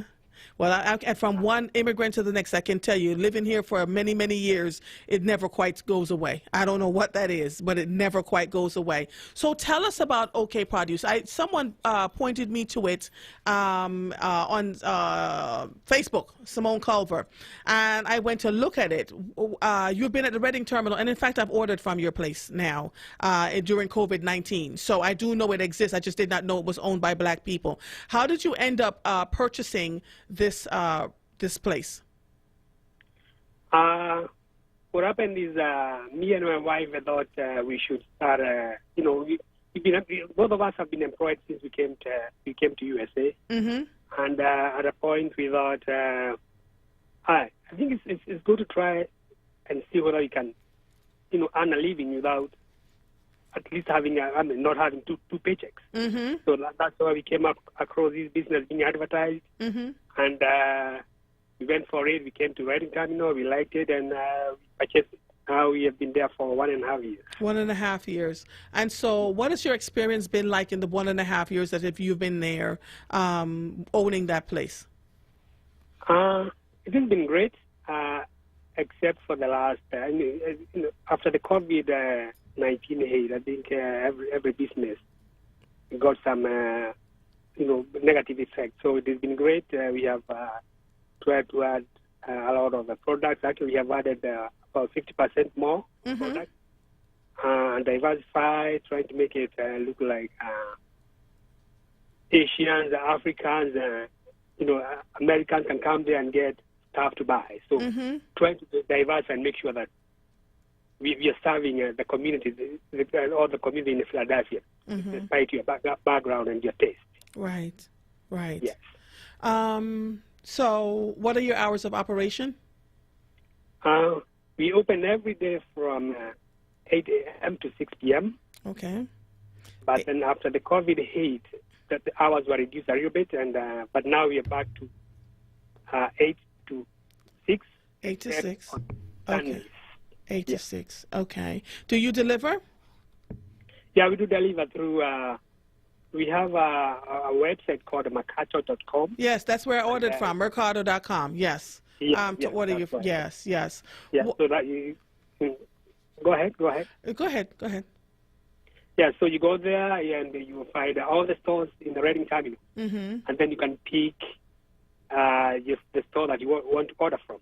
So we have two produce businesses there. So one is one called Alvin Brothers, and me OK Produce. So you can order your stuff from. If you want produce, fresh produce, you can order from any of them. Yes, and that's how I ended up ordering from your place, and it is reasonable. I'd like you and your wife to consider advertising here on WURD Radio. That'll send your business right into the stratosphere, because this is all Black Talk Media, and people from everywhere of the city listens to this radio station, okay? All right, that's a good suggestion. That is, I'm telling you, it would be the best piece of advice I have given you in the year and a half that you have been open, because we want people to know that you're there. I didn't know that it was owned by Black owners until Simone let me know. So what you want to do is advertise here on this radio station, and you know, it's a shameless plug, but I really do think it would open up your business even more than it is right now. And so you know, I am going to. So we can walk into the Reading terminal now and buy from you, or you just doing it through Mercado? No, you can walk in, and actually most of our sales are walking. So Mercado is a small percentage, right? Yes. But most of the shopping are walking, and we like interaction. You know. Yes. Saying hi, we laugh. Okay, most of the people are walk-ins, and so you're open 8 to 6 or 8 to 2. I missed that piece. 8 to 6 p.m. 8 to 6 p.m. Monday through Saturday, but on Sundays you're open from 8 to 5. 8 to 5 on Sundays. Okay. Yeah. We're going to come visit you. You're welcome. Yes, I want you to call back to WURD and ask for the advertising department and get some advertising done over here so that the people can find you, okay? Because we believe strongly on this radio station that we are to support Black businesses, and we talk about Black businesses all the time. And so for you, it's a no-brainer because you'll see your business continue to thrive if you're over here advertising, okay? All right, I'll do that. Oh, you're quite welcome. Your wife, is she from Kenya too? Yeah, she's from Kenya. We actually met in college. Okay. Both of us were in the same college. That's where we met and got married. We've been married for the last 26 years now. Oh, wow. Well, congratulations to the both of you. I am going to come and find you in a day or so to pick up some stuff to support you, okay? Thank you so much. Where in the Reading terminal are you so that people can find you? We are next to Denix. You're next to Denise's Bakery? Yeah, Denix. Denix. Yeah, they make pork hoggies. Hoggies. Okay. Then there's those. We actually we are on 4.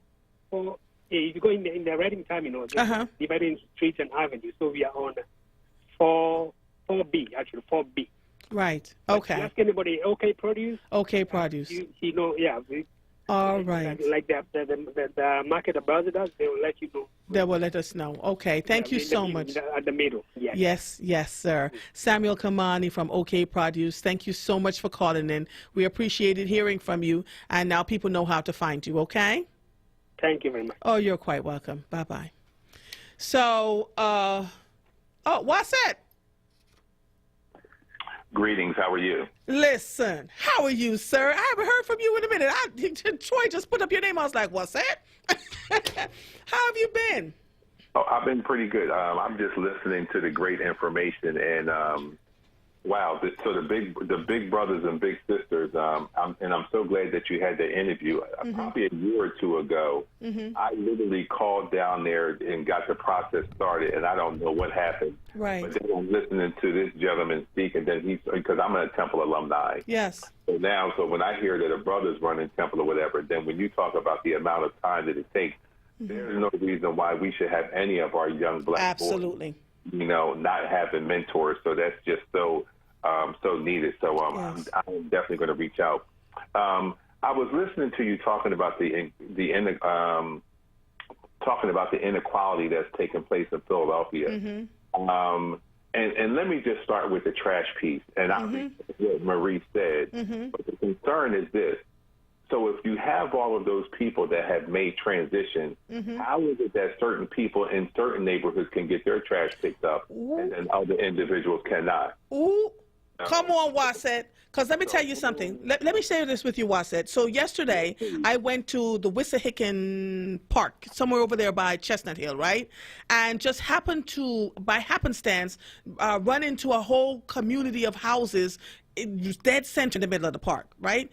Clean streets, no trash. And I'm thinking to myself, this is Philadelphia? So I asked my friend, I said, this is Philly? She said, oh yeah, this is Philly, been Philadelphia the whole time. You're absolutely right. Why is it that some sections of the city seem to never have these issues? The streets look like they're paved with gold, not a pothole to be found. How is that possible? So what we're talking about is we're talking about inequality, and then we're also talking about racism. My trash. I live in the southwest area of Philadelphia, near 52nd and Baltimore. Now my trash pickup is every Friday to recycle the trash. For the last 2.5 months, this is no exaggeration. We're putting the trash out on Friday, and they're not coming to pick it up until Sunday. And all of us are like looking at each other like, did we get our days mixed up? What's going on? Yes. This past Friday, the trash has sat out there since Friday. They didn't come and pick it up until Tuesday. We're talking about 5 days later. Yes. So I don't, so listen, I sympathize for those individuals who have made a transition, but then my other concern is that, so what are these departments doing to make sure that if you're saying that 140 people allegedly made transitions, what are you doing to make sure that the remaining of the individuals are being safe? Right. The other thing that I wanted to mention, too, is that this whole system of inequality in Philadelphia really has to be brought to a standstill. And you talked about your sons graduating from school, but not being able to find gainful employment in the city. And then Woody brought it even further. Why is it? Woody brought it further in terms of talking about, it's the quality of education that our children are getting. So one of the things that I have always said, how are these universities like Drexel, like LaSalle, like Temple University, like University of Pennsylvania, they are making millions and millions and billions of dollars. There is no excuse why each of those schools should adopt a high school. Yes. They should adopt a high school, and they should create a program to make sure that students are being introduced to a variety of different majors and careers and things of that nature. Many of these institutions are the main gentrifiers of our community. Agreed. Made to be able to give back. Not to mention, and I'll close with this, you got corporations like Comcast. They're coming in, taking away all of this money. And the problem that I'm having is that here we are, 43% of Philadelphia as black people, and here we are scraping just to get by. But then white people and other people are coming in, and they're living their life. Yes. So as my friend Denise says, they're able to access the privilege, that they know exactly where to go to access what they need to get what they need to. What we've done as people of color, is scream and, we need this and we need it, and they ignore us because they know we don't know particularly exactly what avenue to go to get what we need, right? But that's privilege, right?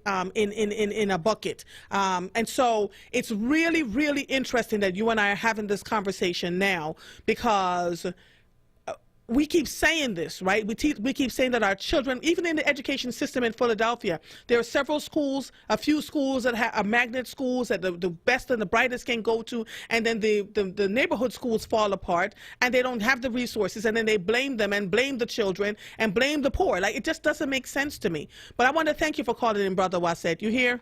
We'll talk soon. All right, man. All right. George. And how are you doing today? Listen, George. So let me just say this. I remember my youngest son, when he was at Temple, wrote a paper that just completely disparaged what Temple was doing to the people that lived in the community. And he actually went into the community and started walking and talking to the people that lived there. And he lived off of Cecil B. Moore. And I remember going to visit him one day, and I said, let me just stop into the barbershop and let them know that, that you're my child. I was at the barbershop. The barbershop said, the man at the barbershop said, let me tell you something. Your child is the only one that comes down the street and says hello to everybody. He treats us with respect. He doesn't act like he comes into the community and he's taking over the community because he's a Temple student. He blends in with us. So you have done a good job, Mom. I almost burst into tears because we've got to do better, George. What is wrong with us? What is wrong? It's not what's wrong with us. It's what's wrong with wanting to be leaders. Well, People you don't make want themselves leaders. They're not leaders. Yeah. First thing you do when you want to be a leader is that you you got to deal with the truth whether you want to or not. Yeah. Let's talk about gentrification. West Philadelphia hasn't had no gentrification. You know what gentrification is? When the city come in and take your property by intimate domain. Right. You can't blame elected officials for you selling your property. Okay, if you want to sell it to Drexel, whoever you want to sell it to, and PHA and PIDC owned a lot of that land there that was held up for like 15 years. I mean, if you don't buy the land, what do you think they're going to do? I mean, now they're moving in the Southwest, which the city don't own. It's private property. People coming in here buying it. What do we own? Ask yourself, what do black people own other than a bag? Yeah. What they hand out, like, they make all this noise, and when you go in the community, you say, what do you own? They rent. Yeah. Yes. They're moving us out of our neighborhood. Well, what do you own? I mean, it's just factual, you know, and then you get what you get when you put who in you put in. Don't sit there and talk that gentrification. That's some words that you ain't heard that you misunderstand and don't know what you're talking about. Gentrification is when the city or the state or the federal government comes in and pay you what they call fair market value. I ain't seen none of that go on. Right. A lot of it happened in North Philadelphia. So the council person that just went on in there and say, we need this here. Through the Beach Corporation, they took all of Cecil B. Moore Avenue, all west and north of Cecil B. Moore, and the Beach Corporation owns that, okay? And that's all Temple students. So let me tell you what the definition of gentrification is here. The process of removing and improving a house or district so that it conforms to middle class taste. An area undergoing rapid gentrification. The process of making a person or activity more refined or polite. Ain't that something? Yeah. Ain't that something? But, you know, you got to understand what's going on. Don't sit there. You don't own nothing. You don't have no say-so in anything. Buy. You don't like what's going on? Buy and keep the property. You're absolutely right. When you're in a meeting, if you're not a property owner, you don't have no say-so. Yes. Oh, yeah, they might have a community meeting, but then when they're RCO and anybody want to get real technical, we're talking about property owners. We're not talking about renters. We're talking about property owners. That's the way they go. But this is what I called you for. Maurice was right. I don't know the exact numbers of sanitation workers, but their business manager and all of them have been on other stations. But see, these are things that you're not permitted to talk about if you're a city worker or if you're with city government. It's a club. You know, and Brian Abernathy was the president and CEO of all this here. Keep your mouth shut or I'm going to fire you or I'm going to make sure you get defunded. That's the way he ran things. And Sunday, when you read the Enquirer, you'll see how he ran things. Like he ran the police department. He ran it in the ground less than a year. Okay? When Outlaw came, and her problem is, and I blame her, and she should go to for this reason. When you came up with ideas, and Brian Abernathy didn't like your ideas, you were supposed to go to the mayor and say, listen, I can't work with this guy. Everything I do, he say no. But you got to realize that all who know Brian Abernathy wanted to be a cop all his life. He couldn't pass the test. He couldn't pass the psychological part of it and on. So he went to school to be an actor. So he's playing out his whole theatrics. People didn't never... And to this day here, you will not find any elected official say anything about Brian Abernathy until he's officially gone. That's how petrified they are of him. Listen, I got to go, George, because I'm 2 minutes past break time, but, you know, always a pleasure to talk to you.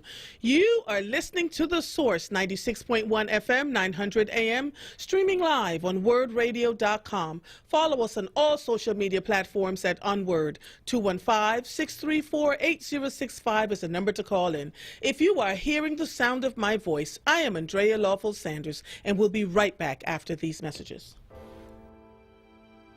1 in 23 will be diagnosed with colorectal cancer in their lifetime, yet more than 60% of deaths from colorectal cancer could be avoided with preventative screening. A colonoscopy can save your life. Skip the pre-visit and schedule your screening directly at einstein.edu/colon. Colon cancer is preventable. Learn more at einstein.edu/colon.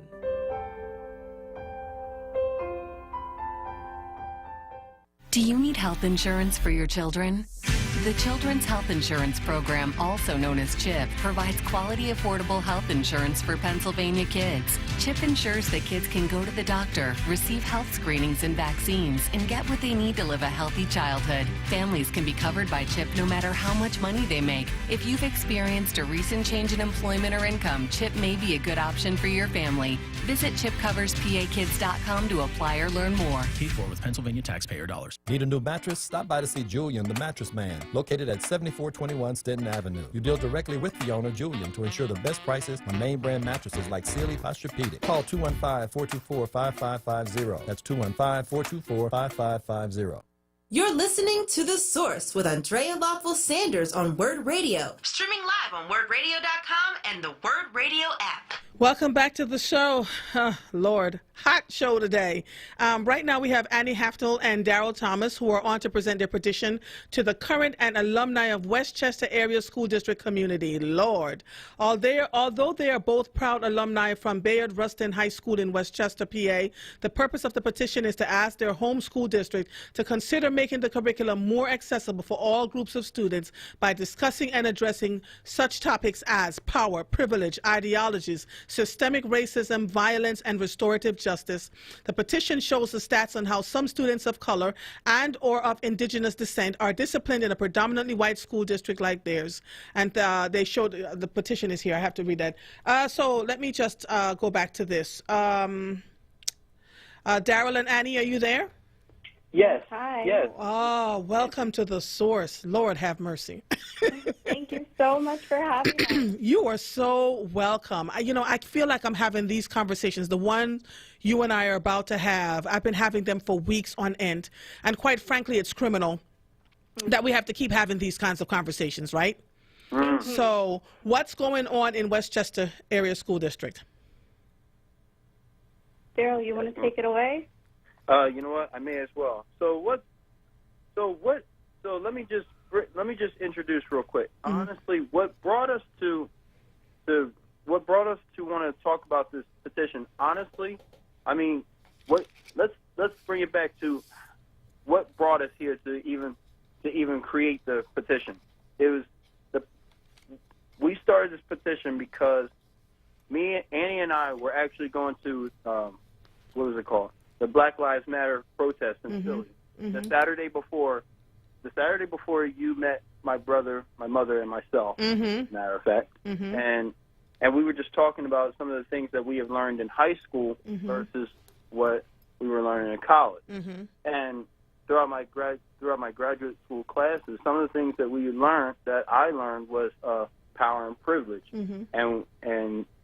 And really what brought us to start this petition was because we were talking about how we didn't really learn a whole lot in depth of, let's say, about our own culture. Mm-hmm. And even when if they did talk about, let's say, the civil rights movement, it was kind of like taught in a way but it was still didn't make sense to us. Mm-hmm. Now some of the things that I learned about our culture was mostly at home. Mm-hmm. When my parents had and uncles and grandparents had to tell us about our heritage, how some of us were slaves and how we were treated, versus at school they didn't really teach such that. And if they did, it was only that little bit in our American Studies classes. Mm-hmm.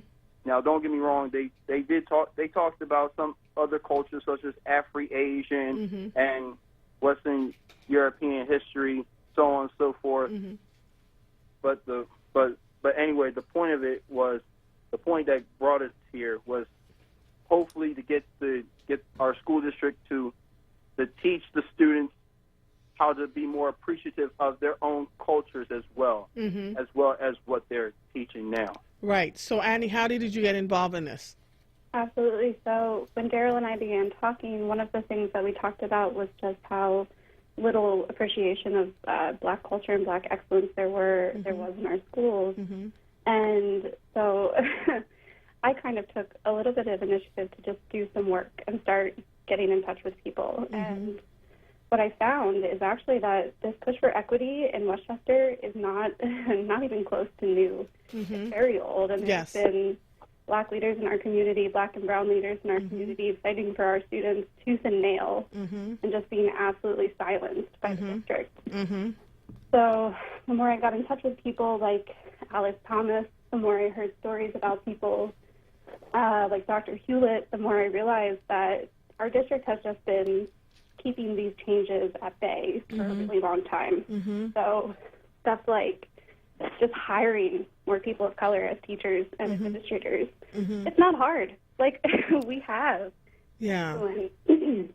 excellent educators from both our district, local, and from the Philadelphia area that we could make a really, really big push to bring into our schools, because what Daryl said about the curriculum, I think, is really true. And a really short quote I had pulled up from Bell Hooks is that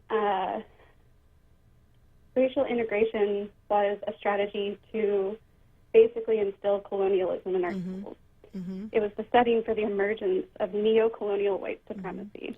So the idea that because white people control the curriculum, they control the stories being taught, that really affects our Black and brown students to only hear whitewashed stories of their history. And not only that, they only see a very, very, very small percentage of people who look like them in places of power.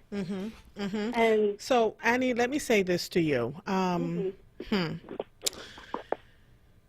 What you are talking about in Westchester area school district is happening in just about every school district, suburban school district across the state of Pennsylvania and the country. And what we have figured out is that they have found ways to, push the agenda aside and tell you that, they'll write a policy. We agree that your feelings are hurt. We agree that we need to do better. However, we have to wait for X amount of years for the curriculum. However, we can't find any Black teachers. And so I'm going to tell you that and the history and everything that comes along with it. I am going to suggest to you, along with your petition, that you find other students from other school districts, other alumni, Central High School students, the current students of Central High School put together a petition with 10 demands, and they got at least 5 of them done in a week, right? And so people are public. You have to remain public about this, because it's not going to stop. We've been talking about this for decades on, and we don't have another 10, 15, 20 years to discuss this. And unfortunately, not all the students have family members who will be willing to discuss or can't even discuss the history, because they were shafted themselves when they were coming through school, right? And so I'm going to suggest to you and Daryl to look and do some research.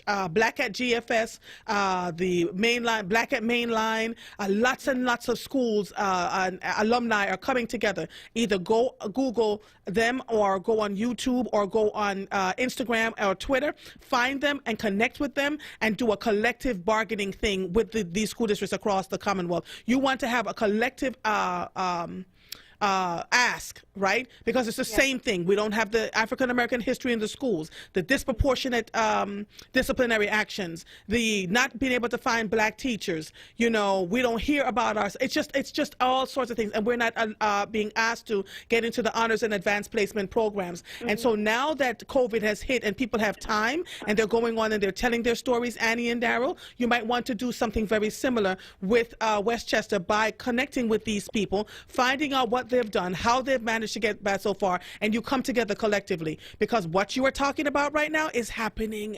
everywhere. People are being marginalized everywhere. Do you understand what I'm saying to you? Oh, yes. Yes. You're absolutely right. And I actually just want to say, I should have mentioned, when we did get involved, we reached out to a couple other school boards around the area, students from the area, alumni from the area who were doing this, and worked with them, and we borrowed language from them. Yes. And we also have begun to form a Westchester Alliance for Social Justice committee that hopefully might turn into like a long-standing organization at some point to argue for these things and to band with other people in the community. I know Bob Jarvis from Penn. Yes, I've worked with him for 15 years. Yes, yes. We talked, and he's so behind this, and we're actually going to be presenting to the school board the same day that the Delaware Valley Consortium is going to be there. Yeah, they'll be presenting too. I'm so old. I was around when the Delaware Valley Consortium was formed in 2005. That's how old I am, right? And so I've known Dr. Jarvis for a long time, and I presented at his conferences for well over 13, 14 years. So he's a good resource, but I'm also going to suggest to you that you look at the people in your community that knows this history incredibly well and utilize them in what you need to do to move forward, okay? How can people reach out to the both of you? Because I have a minute left before I have to end this segment. That's great. Daryl, what's the best way to reach you? I'm sorry? What's your best way to reach you? Do you have, so let's say there are people in the Westchester community that would like to reach you and support you. Do you have an email set up where people can reach either one of you? Yes, they can reach me. They can probably text me or call me at 484. No. Don't give them your phone number. Okay. Give me an email address, Daryl. All right. So my email address is Daryl Thomas, no space, Daryl Thomas Jr. Dot 1996 at gmail. Okay. .com. Gmail.com. Okay, so that's Daryl Thomas Jr. .1996 at gmail.com. If you want to support these two young people and in the Westchester Area School District, I ask that you reach out to them and let them know how you can manage what they need to do. Okay? Thank you both so much, Daryl and Annie. I really appreciate talking to you today. You're quite welcome. All right. Bye-bye. Woo! I feel like this 2 hours have gone by so fast. You are listening to The Source, and I'm mad at Troy because he's eating, and I'm hungry, and I have a green juice that, well, you were eating. You know, you had a little snack. You don't have no food now, but he was snacking on something that I really would have liked to eat, and I couldn't get into it. poor Troy. And then he's working, you know, aside from, shouldn't have been here, and he's got me, so I thank you. Eat on, Troy, eat on. All right, you are listening to The Source, 96.1 FM, 900 AM, streaming live on WordRadio.com. Follow us on all social media platforms at onWURD. 215-634-8065 is the number to call in. If you are hearing the sound of my voice, I am Andrea Lawful Sanders, and we'll be right back after these messages. The Murray Report, bringing you the latest in sports news and opinions. Hosted by Chris Murray. Saturdays from 11 a.m. to 1 p.m. right here on Word Radio, 96.1 FM and 900 AM WURD. Streaming live on WordRadio.com and on the Word Radio app. Part-time job, full-time hustle, all-time Shiro to all of us. You nurture, we listen. You teach, we thrive. You lift our spirits, but we've got to lay down the truth. It's time for you, our Shiro, to stretch for the stars. Start saving more for retirement now, so you can feel prepared and live your life to the fullest. Get free tips to help boost your retirement savings now at aceyourretirement.org/Shiro. A message brought to you by AARP and the Ad Council. Now, with more clarity, this is Word Radio, 96.1 FM and 900 AM WURD Philadelphia. Streaming live at WordRadio.com. You're listening to The Source with Andrea Lawful Sanders on Word Radio. Streaming live on WordRadio.com and the Word Radio app. Before I take Mal and Reggie in our Life Across the Diaspora segment, let me talk to Marla. Marla, are you there? I'm here. How are you, Mother? I'm good, honey. What can I do for you? Is this Marla Harris? This is your boo, Marla Harris. Oh, how are you, Hunty Bunty? I am wonderful. Always listening, but when Brother Maurice the Elder called in as related to our sanitation situation, yes. I'm sorry because I stepped out of the house to pick up my Jamaican lunch. So I'm at a place you would love, and you talking about you hungry, so I apologize. I am hungry. Don't do that to me. On the day that the two brothers from our sanitation department called into Charles Ellison's show, and what they talked about was the most egregious part. It was around the time of the June City Council meeting, and they were trying to get the proper funding because what people aren't realizing is at June, we had 50 people who were infected. They hadn't released any people that had transitioned. Right. But the challenge was they didn't have proper PPE. Oh. Did you know that the city of Philadelphia only provided their sanitation workers with one cotton mask and told them, this is your mask, you wash it. And now they're handling not just the traditional hazardous materials and waste, but now we're in a pandemic. So it was the union that went out and bought masks for their people. And so they were asking us to come out in support of them, to call.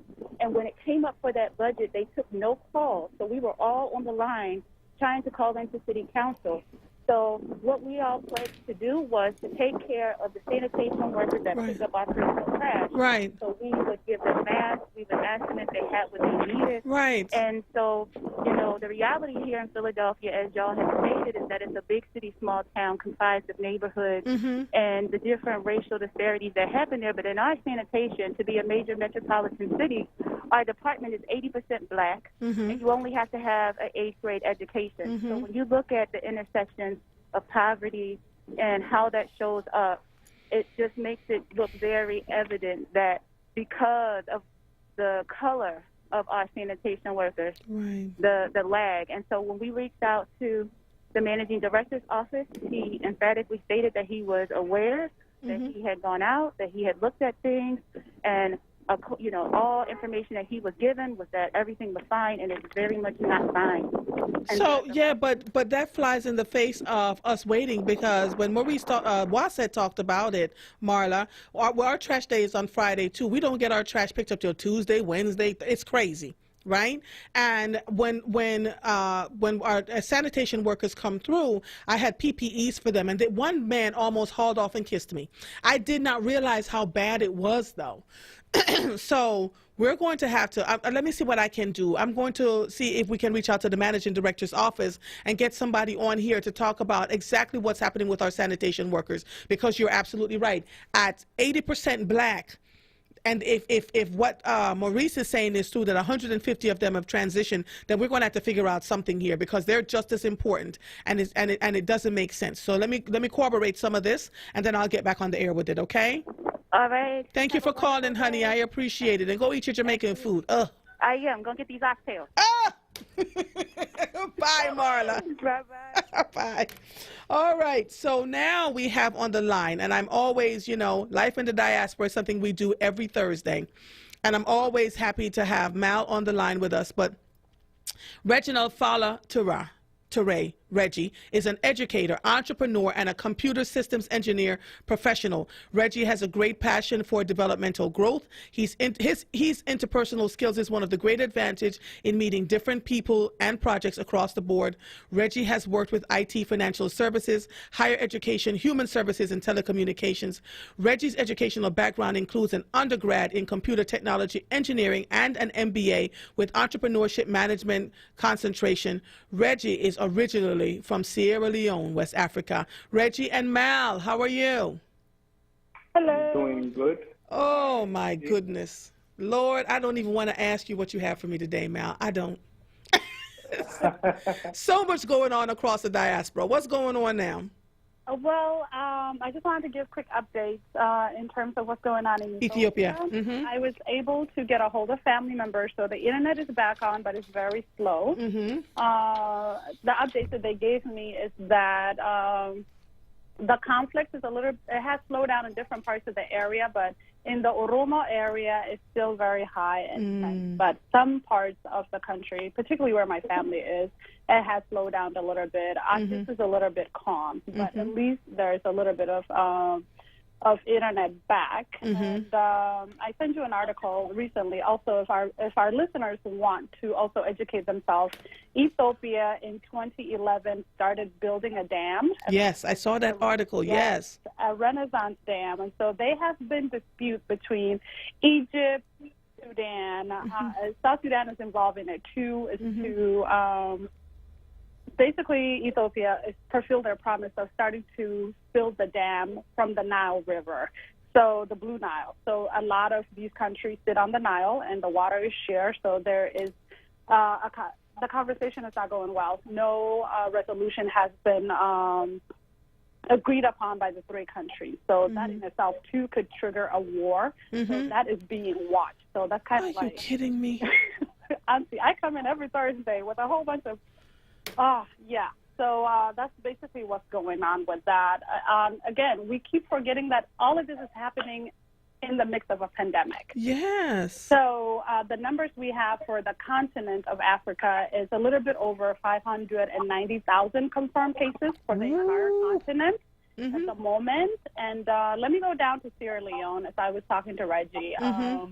Sierra Leone has 1,688 confirmed cases. And the reason why I invited Reggie, he's a really good friend of mine, and at one point he picked me up from the house from Sunday dinner, remember? Reggie! I remember the food. I remember the people. I remember the company. I missed when I came back from one of my travels, and I asked now, how is it going with the Sunday and Auntie? I was looking forward to the surprise. Yes, because we told you to come back, but when you come to my house, you have to get a whole lecture, Reggie. Yes, you did, and you took it beautifully. Yes. So when we reopened the house in 2021, 2022 for Sunday dinner, Lord. I have skipped 2020. 2020 is going to be fresh for me. I have a full year that I'm not counting. I have 2020 to deal with. Yes. So what's happening in Sierra Leone? Only 1,688 confirmed cases of COVID-19? Yes, and about 64 deaths as of today. That's it? I think one of the strategic moves and benefits in this particular case is because we had a rough Ebola episode also. Right. 2014, 2015. Yes. So the public education has been there. The awareness has been there for pandemics like this of the such different scenarios, but people are there with the awareness for the social distancing, for making sure that everyone is washing their hands, right, and making sure the mask wearing is there. Yes. The government, local government are doing their part in little ways. Sierra Leone is a poor developing country, yes, with rich resources, yes, but strong-minded people who right, really look for positive action.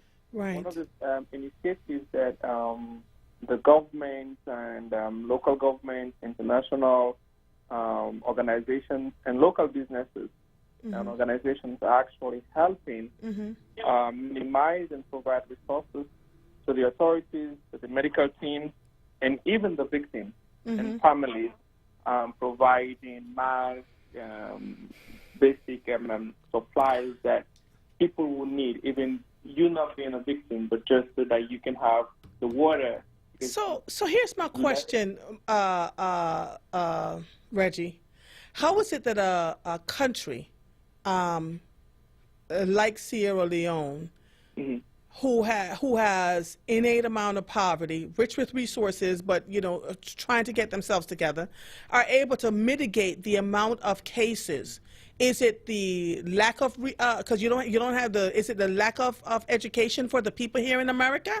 How is it so different here, with all the stuff that we have at our fingertips, that so many people are dying and the people in Sierra Leone are not? Well, I think one of the things is the path that we've gone through. Had a rough war, and the Ebola came through. There was a mudslide, and everyone wants the peaceful ability coming through. So when this thing happened, Sierra Leone, out of the West African countries, was the last to actually get a case.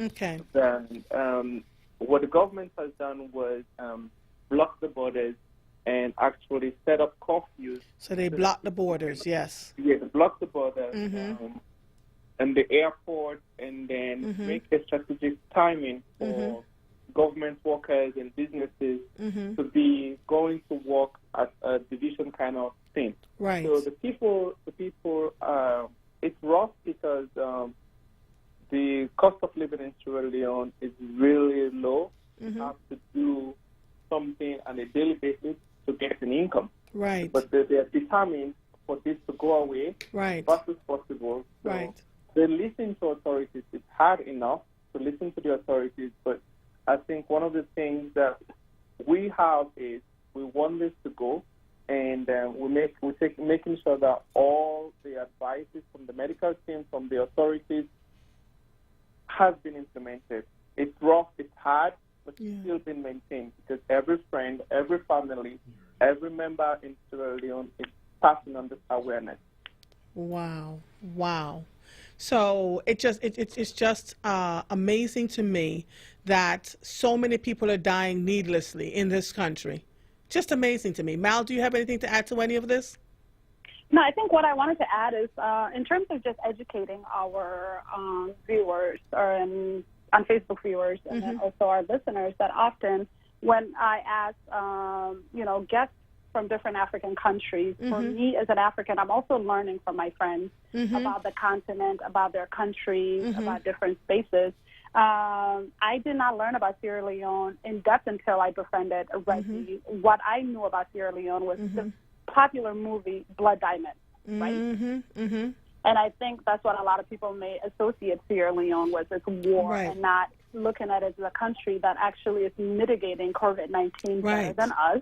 It's a country that is thriving. And some of my dresses that I wore at the events that we went together, I got from Sierra Leone. The fashion industry is ridiculous there. So for me, I'm like, yeah, I have a few things from Sierra Leone. So it's always thinking that as much negativity that we get from the media about different African countries, I'm intentional about bringing an actual person so that people can learn and actually say, oh, wow, Reggie, I listened to Reggie, and he's from Sierra Leone, and the perception that I get from the media is completely different than what I've heard Reggie talk about. Yeah, so listen to this. There's just breaking news. The Daily Beast op-ed. The United States is on track for 1 million daily cases and 800,000 deaths by the end of 2020. How are we just sitting here ignoring all of what's going on? This is the 1 million daily cases and 800,000 deaths by the end of 2020. What is it going to take for the people in this country to open up their eyes and say, what they're telling us versus what we're seeing is two totally different things, and we have to take precautions? How is that even possible? I think the self-awareness, the self-education is one of the key things. Yes. In this. Yes.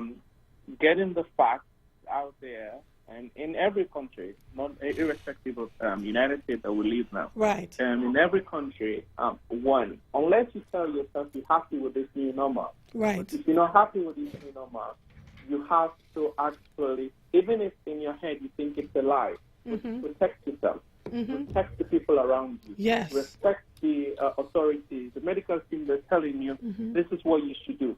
This is what you should not do. If we can follow through this awareness, self-awareness, just for ourselves, because one word there that it has affected everyone. Yes. Maybe I can go to work, or my mom cannot go to work. Right. A friend of mine lost their job.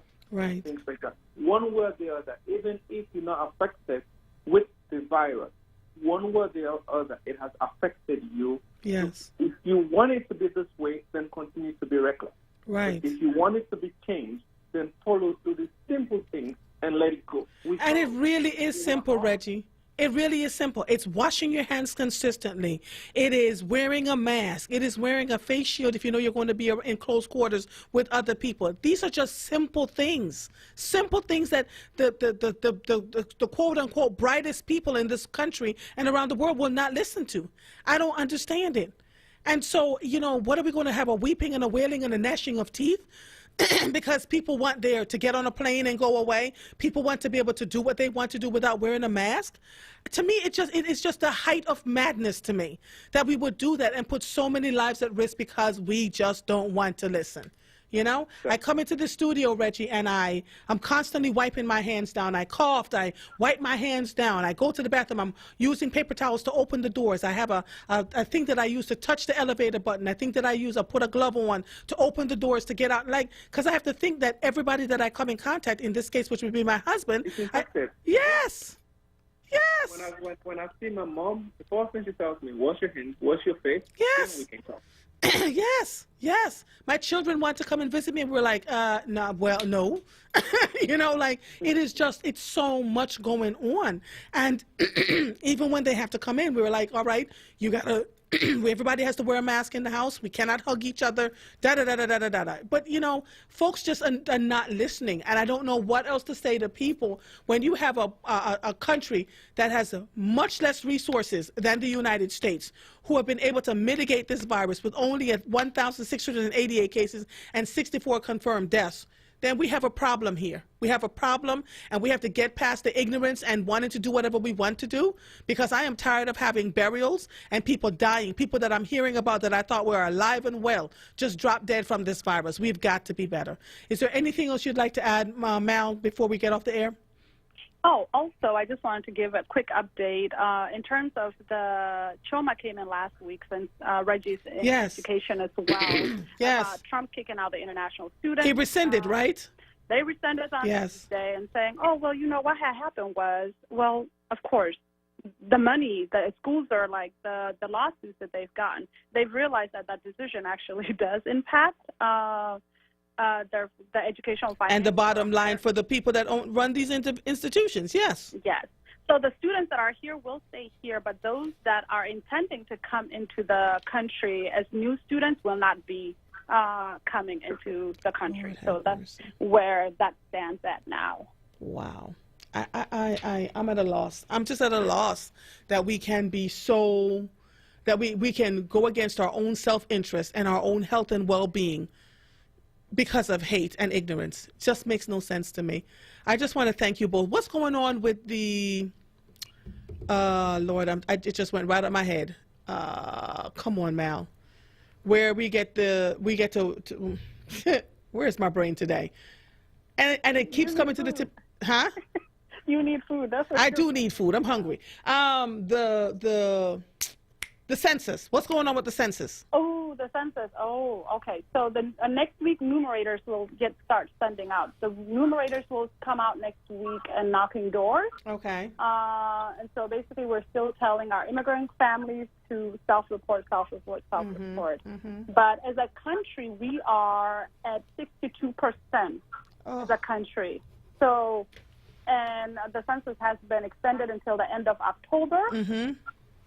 So, but as a country, we are 62% at the moment. The immigrant communities, Black communities, we are the undercounted at the moment. Yes, as always. And so you know, I need you all to fill out the census. No one will come to get you if you're an immigrant, if you are, you know, you just please, and if you're in the African-American community, because if you don't report that you live in this country and live in your community, the federal dollars will not come to your community. And we're talking about lack of resources for education, lack of resources for our housing, things like that. That's what the census does. If they know you exist, then the money comes to you. If they believe you don't exist, then you get less funding. And so we're asking everybody to really pay attention to that, all right? Mal and Lord, Reggie, thank you both so much for calling in and letting us know what's going on in Sierra Leone and in Ethiopia and with the census, okay? Thank you so much for doing what you do. Oh, you're quite welcome, Reggie. And we'll see. I'll talk to you soon, okay? Thanks, Auntie. All right, honey. Bye-bye. Before we take a break, there's so much going on. I didn't even get to talk about half of the stuff that I brought in here with me, so I'm going to deal with some of that right now. This was written by the Daily Beast. The Daily Beast is starting to really come up. You notice that, Troy? People are really using them as a reliable source. It says, and I want you to hear this, and I'm glad I have a few minutes to talk about it. The disturbing ties between Philadelphia cops and the far-right Proud Boys. There's an unofficial brotherhood, one expert said, after a local police union party was attended by members of the extremist group. When the president of the Philadelphia Police Union disavowed a far-right group whose members were photographed at the union party this weekend, it was at least the third time in recent weeks that local cops have been accused with cozying up with violent groups on the fringe. Members of the Proud Boys, an ultra-nationalist group that frequently mingles with white supremacists, were hard to miss when they showed up for a party at the Philadelphia Fraternal Order of Police headquarters Thursday night. Members of the group wore their trademark black and yellow uniforms, with at least one carrying a giant Proud Boys flag outside the union headquarters for a black and blue event after a speech by Vice President Mike Pence. Approximately 10 ununiformed Proud Boys showed up and chanted "All Lives Matter" at protesters, the Philadelphia Inquirer reported. Some entered the Union Hall for an after-party following Pence's speech. Police officers even spoke to members of the group, reportedly asking them if they were all right when they surrounded Inquirer reporters. In a statement this weekend, the police union's president denounced the Proud Boys and said to some local reporters and activist skepticism that police hadn't noticed the group. What? We have recently been informed that members of the Proud Boys were present outside the FOP headquarters this week following a visit by the Vice President. John McNesby wrote in a statement, "If we were aware of their presence, we would have immediately escorted them off our property. At no time were these individuals allowed inside of our building." Philadelphia police officers, FOP leadership, and members condemned their hateful and discriminatory speech in any form. Oh, we got to talk about this. Proud Boys appear to be the bar inside the FOP headquarters. On Twitter, the group claimed to have spent $1,000 at the FOP headquarters that night. Reached for comment, the group described McNesby's statement as pretty clearly inaccurate, but declined to elaborate or provide receipts supporting the $1,000 tab. The group accused McNesby of throwing his supporters under the bus. McNesby did not return the Daily Beast's request for comment. An FOP representative who declined to comment said the president was on vacation. Still, coming just weeks after Philly cops were accused of giving a free pass to white vigilante groups during racial justice protests, and amid intensified scrutiny of police nationwide, the bizarre meetup served mostly to stoke a mix of local confusion and rage. One Philadelphia police officer who spoke on the condition of anonymity said he wasn't at the event, but that his colleagues didn't want to associate with the Proud Boys. "Nobody wants them there," the officer told the Daily Beast. "I sure as hell don't want them here. It's weird. Who wants them there? Who wants their support?" Stephen Windisch, an assistant professor focusing on criminal justice and extremist movements at Philadelphia's Temple University, said groups like the Proud Boys' advances on police departments serves two purposes. One, it's a form of recruitment. Let's get into these institutions, get buddy-buddy with them, and maybe we can recruit them, he told the Daily Beast. Two, it is also a product of their identity. The Proud Boys in particular see themselves as a kind of security force for Republican elites, Windisch said, pointing to Proud Boys and some police public claims of being unfairly criticized from the left.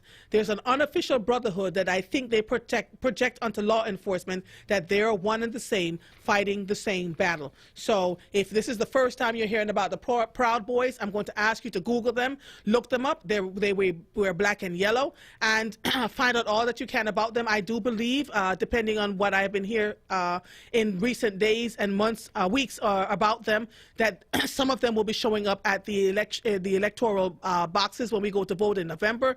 You need to inform yourself now and be very aware of who they are. I am Andrea Lawful Sanders. You are listening to The Source, 96.1 FM, 900 AM, 215-634-8065 is the number to call in. Follow us on all social media platforms at onWURD. We will be right back after these messages. In Pennsylvania, everyone counts, and everyone needs to participate in the census. Our population count determines our voice in government and how much federal funding our communities receive for health care, food assistance, education, transportation, housing, and more. So every infant and child, every foreign and U.S. citizen, everyone matters. For a stronger future, we all need to count. To learn more, go to pa.gov/census. Keystone First VIP Choice HMO SNP Dual Eligible Special Needs Plan has a 4 out of 5 star rating and is one of the highest rated Medicare plans in the region. Keystone First VIP Choice and you are better together. If you live in Philadelphia, Bucks, Chester, Montgomery, or Delaware County, and you have both Medicare and Medicaid, choose the Medicare plan that is working to help you get better care. Enjoy extra benefits at no cost to you with Keystone First VIP Choice. You get benefits like dental, vision, and transportation to and from your medical appointments. They also cover a fitness membership to a gym of your choice. $150 toward over-the-counter pharmacy items. There's no copay for doctor's visits. They offer a large provider network, a great prescription plan, dental coverage, and even eyeglasses. Plus, you don't have to wait for open enrollment. You can change your coverage every quarter. Keystone First VIP Choice. The name you trust, the service you deserve. Call Keystone First VIP Choice today at 1-877-686-1760 or visit KeystoneFirstVIPChoice.com. You're listening to The Source with Andrea Lawful Sanders on Word Radio. Streaming live on WordRadio.com and the Word Radio app. Before we get to our final segment of the day, welcome back to The Source. I want to read from the Mayor's Office of Communications, the city updates for July 16th, 2020. The Philadelphia Department of Public Health today announced 157 additional confirmed cases of COVID-19 novel coronavirus in Philadelphia. That brings the number of confirmed cases in Philadelphia to 28,024. The Department of Public Health confirmed 18 additional fatalities in Philadelphia, and that brings the number of residents who have succumbed to the virus in Philadelphia to 1,664. Of the 1,664 total deaths, 51%, or 863, were long-term care facility residents. Current and cumulative totals of both symptomatic and asymptomatic positive cases in Philadelphia prisons are now posted on the testing and data page of the city's COVID-19 website. Gyms in Philadelphia set to reopen next week. The Department of Public Health announced that gyms in Philadelphia will be able to reopen on Monday, July 20th. Due to the potential risk of exposure to COVID-19 in indoor gyms, they will be required to follow strict guidelines for safe reopening. Yes. Among the new rules, gyms will be required to have everyone in the building masked and maintain a 6-foot distance throughout their visit. I can't. Listen to me. I am a member of a gym. I don't see that happening. Classes will be required to have fewer than 10 people and outdoor exercises encouraged. The health department will be conducting proactive inspections as well as inspections in response to complaints. These inspections will be unscheduled and unannounced. If people are not masked during an inspection, the gym will be closed. If spread of COVID is identified in a gym, it will be closed. Gyms will be notified of the new requirements and inspections by letter. The health department's recommendations to gym goers is if you find it difficult to exercise with a mask on, do not go to the gym. Your actions could shut down the entire gym. Restore and reopen programs grants awarded. The City of Philadelphia, in partnership with the Merchants Fund today, announced that 171 businesses were awarded a total of $1.4 million in grants from the Restore and Reopen program. The program, first announced on June 15, provides grants to small, independently owned businesses that have suffered property damage, vandalism, or inventory losses during the recent civil unrest, with a focus on those in historically disadvantaged communities. Philadelphia's small businesses are the anchors of the neighborhoods across our city, providing jobs, goods, and services for residents, said Sylvie Gallier Howard, acting commerce director. It has been devastating to see the impact on Philadelphia workers and our local businesses from the months-long shutdown required to stop the spread of COVID-19, and the damage caused during recent civil unrest only added to their challenges. It is critical that we act quickly to ensure impacted businesses, particularly those serving our most vulnerable communities, were supported so that residents can continue to access goods and services in their neighborhoods. The selected businesses will receive grants of up to $10,000 for repairs, renovations, losses of inventory, and other costs incurred. More than 90% of the businesses receiving grants are minority-owned. And I want somebody to double-check that for me, please, to see if the minority-owned are that people are brown and black people, or the minority-owned is considered women, because I've seen that happen too. I'm not saying that's what's happening right now, but I'm saying I've seen them use white women as minority-owned businesses, and I want to make sure that the 90% that they're talking about and describing are going to black and brown people of color. I just have to ask.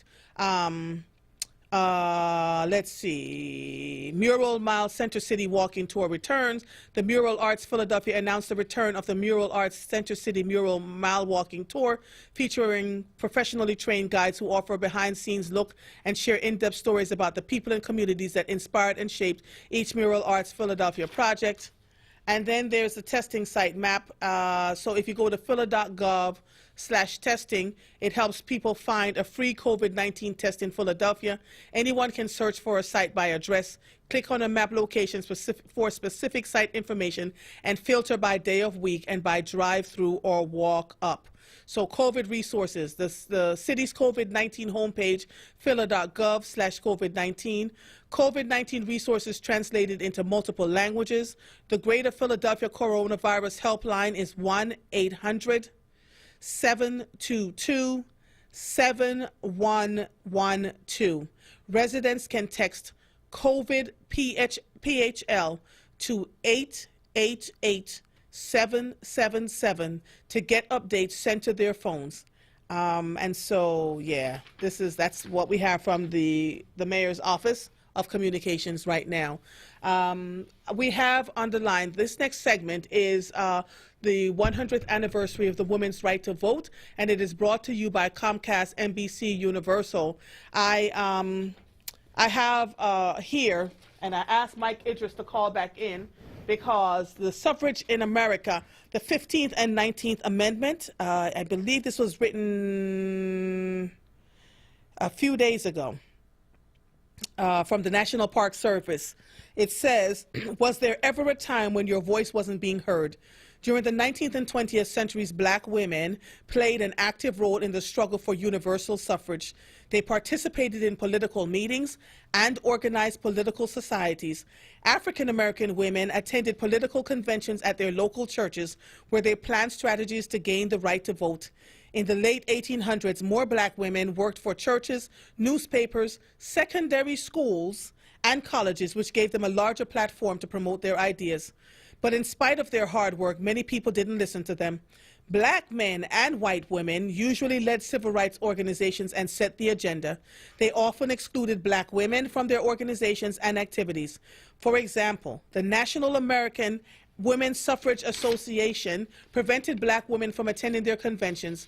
Black women often had to march separately from white women in suffrage parades. And that's why when we see, when there are marches happening, like the marches right after the Women's March that happens here in Philadelphia and around the country, black women don't want to participate because they've always said they've never felt included. They felt like they've been thrown a bone instead of being a crucial part of the planning process. And so if you are hearing the sound of my voice and you hear me saying this, and you are someone who is an organizer for marches that has to deal with women across this country and even locally here in Philadelphia, please invite black people to sit at the table, not just to participate, but to sit at the table in the planning process and use our ideas, because we have loads of them, okay? Let me just also say this. African American women, black women found themselves pulled in two directions. Black men wanted their support in fighting racial discrimination and prejudice, while white women wanted them to help change the inferior status of women in American society. Both groups ignored the unique challenges that African American women face. Black reformers like Mary Church Terrell, Frances Ellen Watkins Harper, and Harriet Tubman understood that both their race and their sex affected their rights and opportunities. Because of their unique position, black women tended to focus on human rights and universal suffrage rather than suffrage solely for African Americans or for women. Many black suffragists weighed in on the debate over the 15th Amendment, which would enfranchise black men but not black women. And I still don't understand how black men allowed themselves to be moved into being enfranchised but did not allow black women to get there. Mary Ann Shadd Cary spoke in support of the 15th Amendment but was also critical of it, as it did not give women the right to vote. Sojourner Truth argued that black women would continue to face discrimination and prejudice unless their voices were uplifted like those of black men. Oh, Lord. Mike, are you there? I am here. Lord have mercy. This history is it's just sad, right? It is. It is. It's really sad because there's so many little tidbits that is often missed. And one of them that I'm thinking about is back in the 1790s. Mm-hmm. You would know that black women could vote in the state of New Jersey. What? Yeah. There was the legislature of New Jersey at the time allowed black women and other women to be able to participate. And then that rule was stripped back in the early 1800s. Oh. So you see that there's precedent for women being a part of the electoral process. Yes. anytime, and the one thing you see is the repeated pattern of American history. Yes. If there's progress, there's always go this way. So you take it 1 step, 2 steps forward, then the system says, no, you need to go back. So you step back 1 step. And you've seen it time and time again throughout American history, going all the way back here in Philadelphia, back to the AME Church and in St. Thomas with Absalom Jones and Richard Allen working together. Even then, during Yellow Fever, when Sarah Bass, before she was Sarah Allen, the women who took care of the sick during Philadelphia's Yellow Fever epidemic in 1793.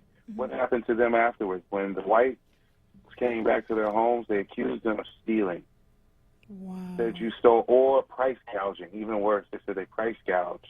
They price gouged their services. How are you price gouging if you're giving up your own, almost similar to these times, being a nurse in a COVID situation? Right. How are you price gouging if you have a particular set of skills and people are competing for your services? Right. So from that competition, it led to other things. So yeah, it's been a long history, murky at best. And it's still murky, Mike, because it's 100 years since women have been given the right to vote.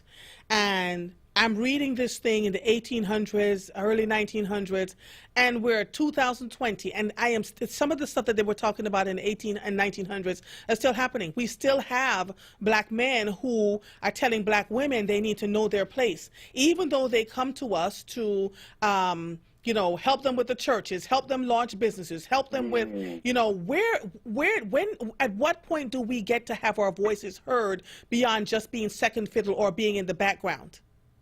Well, black men, in many ways, have contributed to the suppression and the silencing. But it comes back to patriarchy in a lot of ways, and the establishment, and not understanding we come from, in many ways, a matriarchal society. That when you trace our roots back to the mother continent, that's what you see was matriarchy. Yes. You saw various different representatives of that. And then the people who were here originally as well, the indigenous Native Americans who were here also were a matrilineal people. They still are. They still are. I visited them. Yes. Absolutely. They still are. So when you have those connections to understanding how political power comes from the woman, you have a better understanding of community, you have a better understanding of shared values, and taking care and building a truly a strong community. What do you know about the suffrage movement here locally in Philadelphia? Anything? Well, what I do know that, again, that was another, you have white, very much in the way we think of white female feminism and white women's feminism. It is not something that was very hospitable to black women or triangulating their voices. Think about the 1920s. So you're talking about a period coming out of the pandemic. They were coming out of the pandemic. They saw the world slow to a halt, and they wanted to have their voices heard. And unfortunately, those voices did not include our women. And it's still to this day. So how do we what needs to happen for us to shift? We're 100 years in this thing. What do we need to do to shift to give women the voices that they need? I'm sitting in my living room and having conversations with some of the most powerful black women in this city, in this state, and in the country. And to a woman, it's just the conversation is always going back to, they're asking us to do these things. We give them results, and I'm not just talking about black men. I'm just talking about America in general, right? And then they tell us that we shouldn't have a voice, that we need to know our place. And every time we open up our mouth to do something, to fix something, they make us feel crazy. What is that about? Black women are the largest voting bloc right now in this country. We're also the largest bloc of college-educated people. So, what will it take for us to, in this movement, to move beyond what's happening now? Centering our past because we should be looking at the thing that irks me right now is, did we learn any lessons from the civil rights movement? Yes, Mike, yes. Because if we were listening to Ella Baker, if we were listening to Fannie Lou Hamer, if we were listening to these women, even going back here in Philadelphia to the Fortin women, who were brothers of James Fortin, Charlotte Fortin, and the Purvises, and all these different women throughout history, Mary McLeod Bethune, we would have seen how third rail this can be, and understanding that they took those blows for us so that we can learn how to be better organized and not so male-dominated. Because even Dr. King was getting called out by women like Ella Baker and Fannie Lou Hamer and saying, hey, you're not listening to us. Or, in many ways, you're objectifying us. Yes. And with that objectification, you basically fall into the same trap that white male patriarchal society has done to us. So it is the breaking some respect of the black man, and to not looking at looking at women and saying, hey, I need to be humble and listen to you, and understand how on the ground, like someone like Fannie Lou Hamer, who took it all the way. You're breaking up, Mike. You're breaking up. Oh. Go ahead. So anytime you're taking someone like Fannie Lou Hamer, who took it all the way to the convention floor in 1964, the Democratic National Convention, those are stories that we need to be lifting up and having people go back and listen to say, hey, we need to do this today as well. Agreed. Absolutely agreed. Mike, I can't thank you enough. You've called in twice today. It was a pleasure. You are just awesome. I just want to thank you for calling in and giving us as much history as you have. I'm thinking about making you a more permanent guest on here, because you have amazing historic insight that we need to hear. And one of the things that bothers me a lot about the city of Philadelphia is that we don't know our history, or we tend to, push our history off to the side. And if I have anything to say about it, we're going to talk more about the historical parts of who we are and where we came from, so that we can understand where we're going and break the cycle that we're in right now, because it's untenable.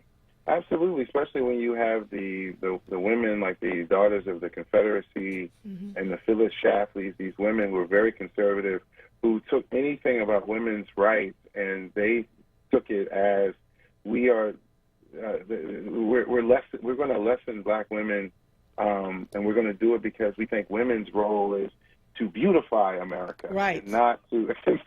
Can you imagine? To put racist statues up. So we need to be putting up statues in our own communities. We need to be having more workshops. We need to have women discussing how to be leaders. Because I always think about it like this. One thing I've always said, could you imagine a woman-run construction company? How things would be done on time? I actually met two black women who run a construction company in this country, and I got to tell you, they are phenomenal. Phenomenal. Slowdowns and the nonsense. None of that stuff happening. Nope. None of that stuff is happening, because they understand that there's got to be intention in your work. And unfortunately, when men are doing things, and we've been doing them for so long, out of habit, out of routine, you tend to miss a lot of things. You become a blind spot, a human blind spot. Yeah, and we get so overly emotional about the slightest thing. Emotional intelligence is so lacking. I can't take it. I just can't take it. Mike, thank you so much for calling in. Thank you so much. All right, sir. It's a pleasure. All right, we'll talk soon. You are listening to The Source, 96.1 FM, 900 AM, streaming live on WordRadio.com. Follow us on all social media platforms at onWURD. If you are hearing the sound of my voice, I am Andrea Lawful Sanders, and we'll be right back after these messages.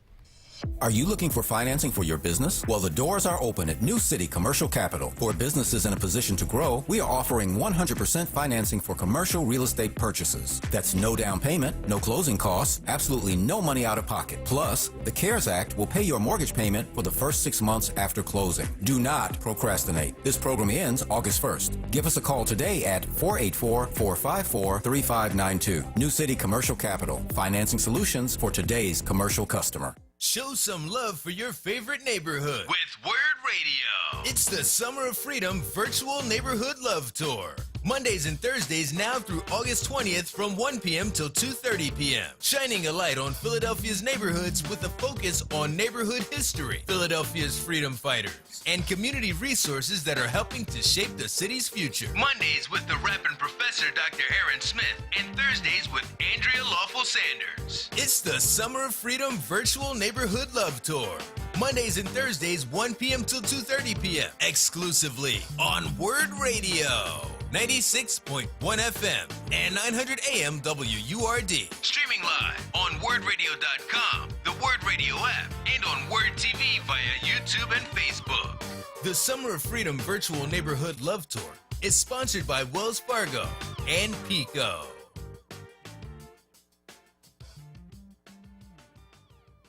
Open calendar. What's my schedule looking like? Next Thursday, you will be caught in an emergency flash flood between Park and First Street. What? No, that doesn't work. I'm busy then. Decline. Decline. Floods don't exactly work around your schedule. Disasters don't plan ahead. But you can. It starts with talking to your loved ones about making an emergency plan. So don't wait, communicate. Visit readypa.org. Brought to you by readypa.org, FEMA, and the Ad Council. You're listening to The Source with Andrea Lawful Sanders on Word Radio. Streaming live on WordRadio.com and the Word Radio app. Welcome back to the segment for the 100th anniversary of the Women's Right to Vote, which is brought to you by Comcast, NBC Universal. I have a book in front of me called They Carried Us, The Social Impact of Philadelphia's Black Women Leaders, Alina M. Baker Rogers and Fashaha M. Trailer. I spoke to both these authors a few, I would say February or March now, just before COVID hit, and they were a great resource. I pulled the book down today on my way into the studio because I wanted to highlight some of these women in light of this 100th anniversary of our rights to vote. Civil rights activist and organizer Carolyn Davenport Moore, 1916 to 1998. We will throw a picket line around the PTC office and keep it there until company executives decide to practice this democracy there has been so much talk about. Carolyn Davenport Moore, who came to Philadelphia from South Carolina by way of Norristown, PA, is a woman as important as she has been overlooked. During World War II, she transformed the Philadelphia NAACP from a hoity-toity organization devoted to providing that some black people in Philadelphia deserved all the class privileges that white enjoyed into a militant, activist organization determined to wring Jim Crow from the economy of Philadelphia. She did it while fighting the NAACP leadership and white supremacist labor unions with an eye toward opening employment opportunities across Philadelphia's corporate landscape. By the time she was 26, she was named executive secretary of the Philadelphia NAACP. She went in as a change agent focused on reinventing the organization. She reached out to ordinary people, many of them who had come from north during the Great Migration, whose lives were diminished by employment, housing, and other kinds of discrimination. Her flyers and speeches all said the same thing: join. Don't worry about your education or your income, just join. The branch gained 11,000 new members during her 3-year tenure. Black women rock. I'm just need to let you all know. The Philadelphia Transit Company relegated black workers to all the worst jobs, and the white company union negotiated work rules that prohibited black workers from being hired as conductors, bus and trolley drivers, and motormen. Carolyn's messages to the company and community cut to the heart of the matter. If social media had been around then, she would have been a master. We drive tanks, why not trolleys? Or Horatio's bullets draw no color line. The 4-day strike that erupted in 1944 after the NAACP successfully campaigned for the promotion of 8 black motormen caused President Franklin Roosevelt to send 5,000 U.S. troops to Philadelphia. The strike was illegal, he said, and was harming the war effort because the thousands of workers who had to get to factories had no transportation. Carolyn mobilized the community and helped give birth to the new Equal Opportunity Transit Workers Union. Her vision and organizing savvy changed Philadelphia. What was that I'm looking at? I don't even know who I'm looking at there. It's a terrorist. It's who? It's a terrorist. You know what? I can't with you. Here's another one. Clarice Gamble Herbert, 1916 to 2006, Executive Director and Consultant, Young Women's Christian Association, the YWCA. My mother would want to be remembered as someone who was thoughtful and someone who was respectful and cared deeply about others. Anne Perrone, Clarice Gamble Herbert's daughter. Clarice Gamble Herbert was born 6 months before her family moved from Georgia to Lima, Ohio. Her father was white and worked as a deputy sheriff and boiler engineer at a local hospital. Her mother was a housewife. Though she wanted to be a nurse, Clarice studied to be a social worker at Bennett College because blacks were prevented from working with white hospital staff and patients. Beginning in high school and throughout college, Clarice spent her free time at the local Young Women's Christian Association, the YWCA. She volunteered and regularly attended seminars and classes sponsored by the organization. In 1943, she was hired as the War Services Secretary for the Paseo branch of the YWCA of Kansas City, Missouri, the beginning of many professional excursions that she would take on their behalf. She was married to James Herbert, but eventually divorced him because of his mistreatment of their daughter, who lived with her grandparents while Clarice sought a master's degree in social work at Boston College. She became director of teenage programs at the Germantown YWCA in Philadelphia in 1954, and between 1964 to 1968, Clarice worked at the YMCA/YWCA of New Haven, Connecticut. She returned to Philadelphia in 1968 as the first black executive director of the YWCA of Germantown. Though she was not a school teacher, as she desired much earlier in life, the YWCA became her worldwide classroom. And just as the organization offers lifetime memberships to its patrons, it bestowed Clarice with lifetime benefits. She was, in fact, a teacher, role model, and mentor to hundreds of women and girls worldwide. You know, black women have just, Lord, Lord, Lord, Lord, Lord. I'm going to read one more. Frances Pawnee Walker, who is still alive, community activist, founder and former executive director of Parents Against Drugs, former director of West Philadelphia Empowerment Enterprise Zone. One issue I had was that when people received welfare, they had to sign over their property to the welfare department. I thought, what would the welfare department do when the person got off welfare? Make them buy back their own house? Frances was 6 years old when her family moved across town from South Philadelphia to 50th and Arch in West Philly. It was a good time in their lives as they settled into a 3-large-story house in what was then an integrated neighborhood. They became acquainted with their white neighbors, even though they were the first black family on their block. Any problems that might have occurred were tempered by her father's easy nature and community activities. Still, white families gradually moved out of the neighborhood as more black families bought houses and settled in. Frances's father was a community-oriented man who took pride in his surroundings. As a realtor, he sold houses to black migrant families from the South. Her mother was a seamstress and stay-at-home mom of 11. Frances was the third eldest of the children, and as she moved towards her teenage years, it often fell to her to keep her younger siblings occupied. She embraced this role because it otherwise kept them out of her hair. Better that than busy than running around driving everyone crazy. While she believed this sentiment, Franklin also knew she was much like her father. By 14 years old, Frances had organized a regular routine of activities for the kids. They played and did their homework together and learned how to cook, fish, and sew. See, that's what we're talking about. Mentors that, you know, I don't know where they are now. I tried to find interesting things for them to do after school and in the summer, so I started, what do they call it, a tutoring hour. I had them bring their books, and for 50 yards going down the steps, kids were reading every afternoon after school. West Philadelphia High School was integrated when Frances enrolled in 1953. She was a good student who excelled in her classwork and was involved in school activities.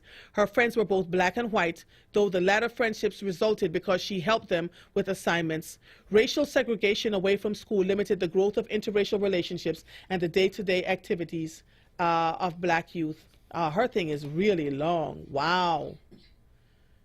Wow. So Frances... So let me see. Frances led an effort to foster collaboration between universities and hospitals with support from the Department of Public Health, and under the leadership of Estelle Richmond, I know Estelle Richmond. She created the Bridging the Gap program, which brought students into the health clinics to talk with kids about health issues. On one occasion, former Governor Robert Casey visited the clinics. The kids told him that I smoked. They wanted him to tell Miss Walker to stop smoking. So, you know, this was the segment for the 100th anniversary for the women's right to vote. I was highlighting several women, 3 women, in fact, from a book called They Carried Us, The Social Impact of Philadelphia's Black Women Leaders, written by Alana M. Baker Rogers and Fashaha M. Trailer. We are coming to the end of this segment, which is brought to you by Comcast NBC Universal, and we're coming to the end of The Source. I cannot thank you all enough. I am looking forward to continuing our virtual community Summer of Freedom tour. I can't wait because I'm learning so much from all of you. I want to thank those of you who called in, even the ones who couldn't get to speak to me because I had other guests on at the time. Please continue to call in and support the WURD. Dr. Aaron will be back on Monday with the Summer of Freedom virtual tour, and I will be back on Thursday. You are listening to The Source. I am Andrea Lawful Sanders. I will see you when I see you.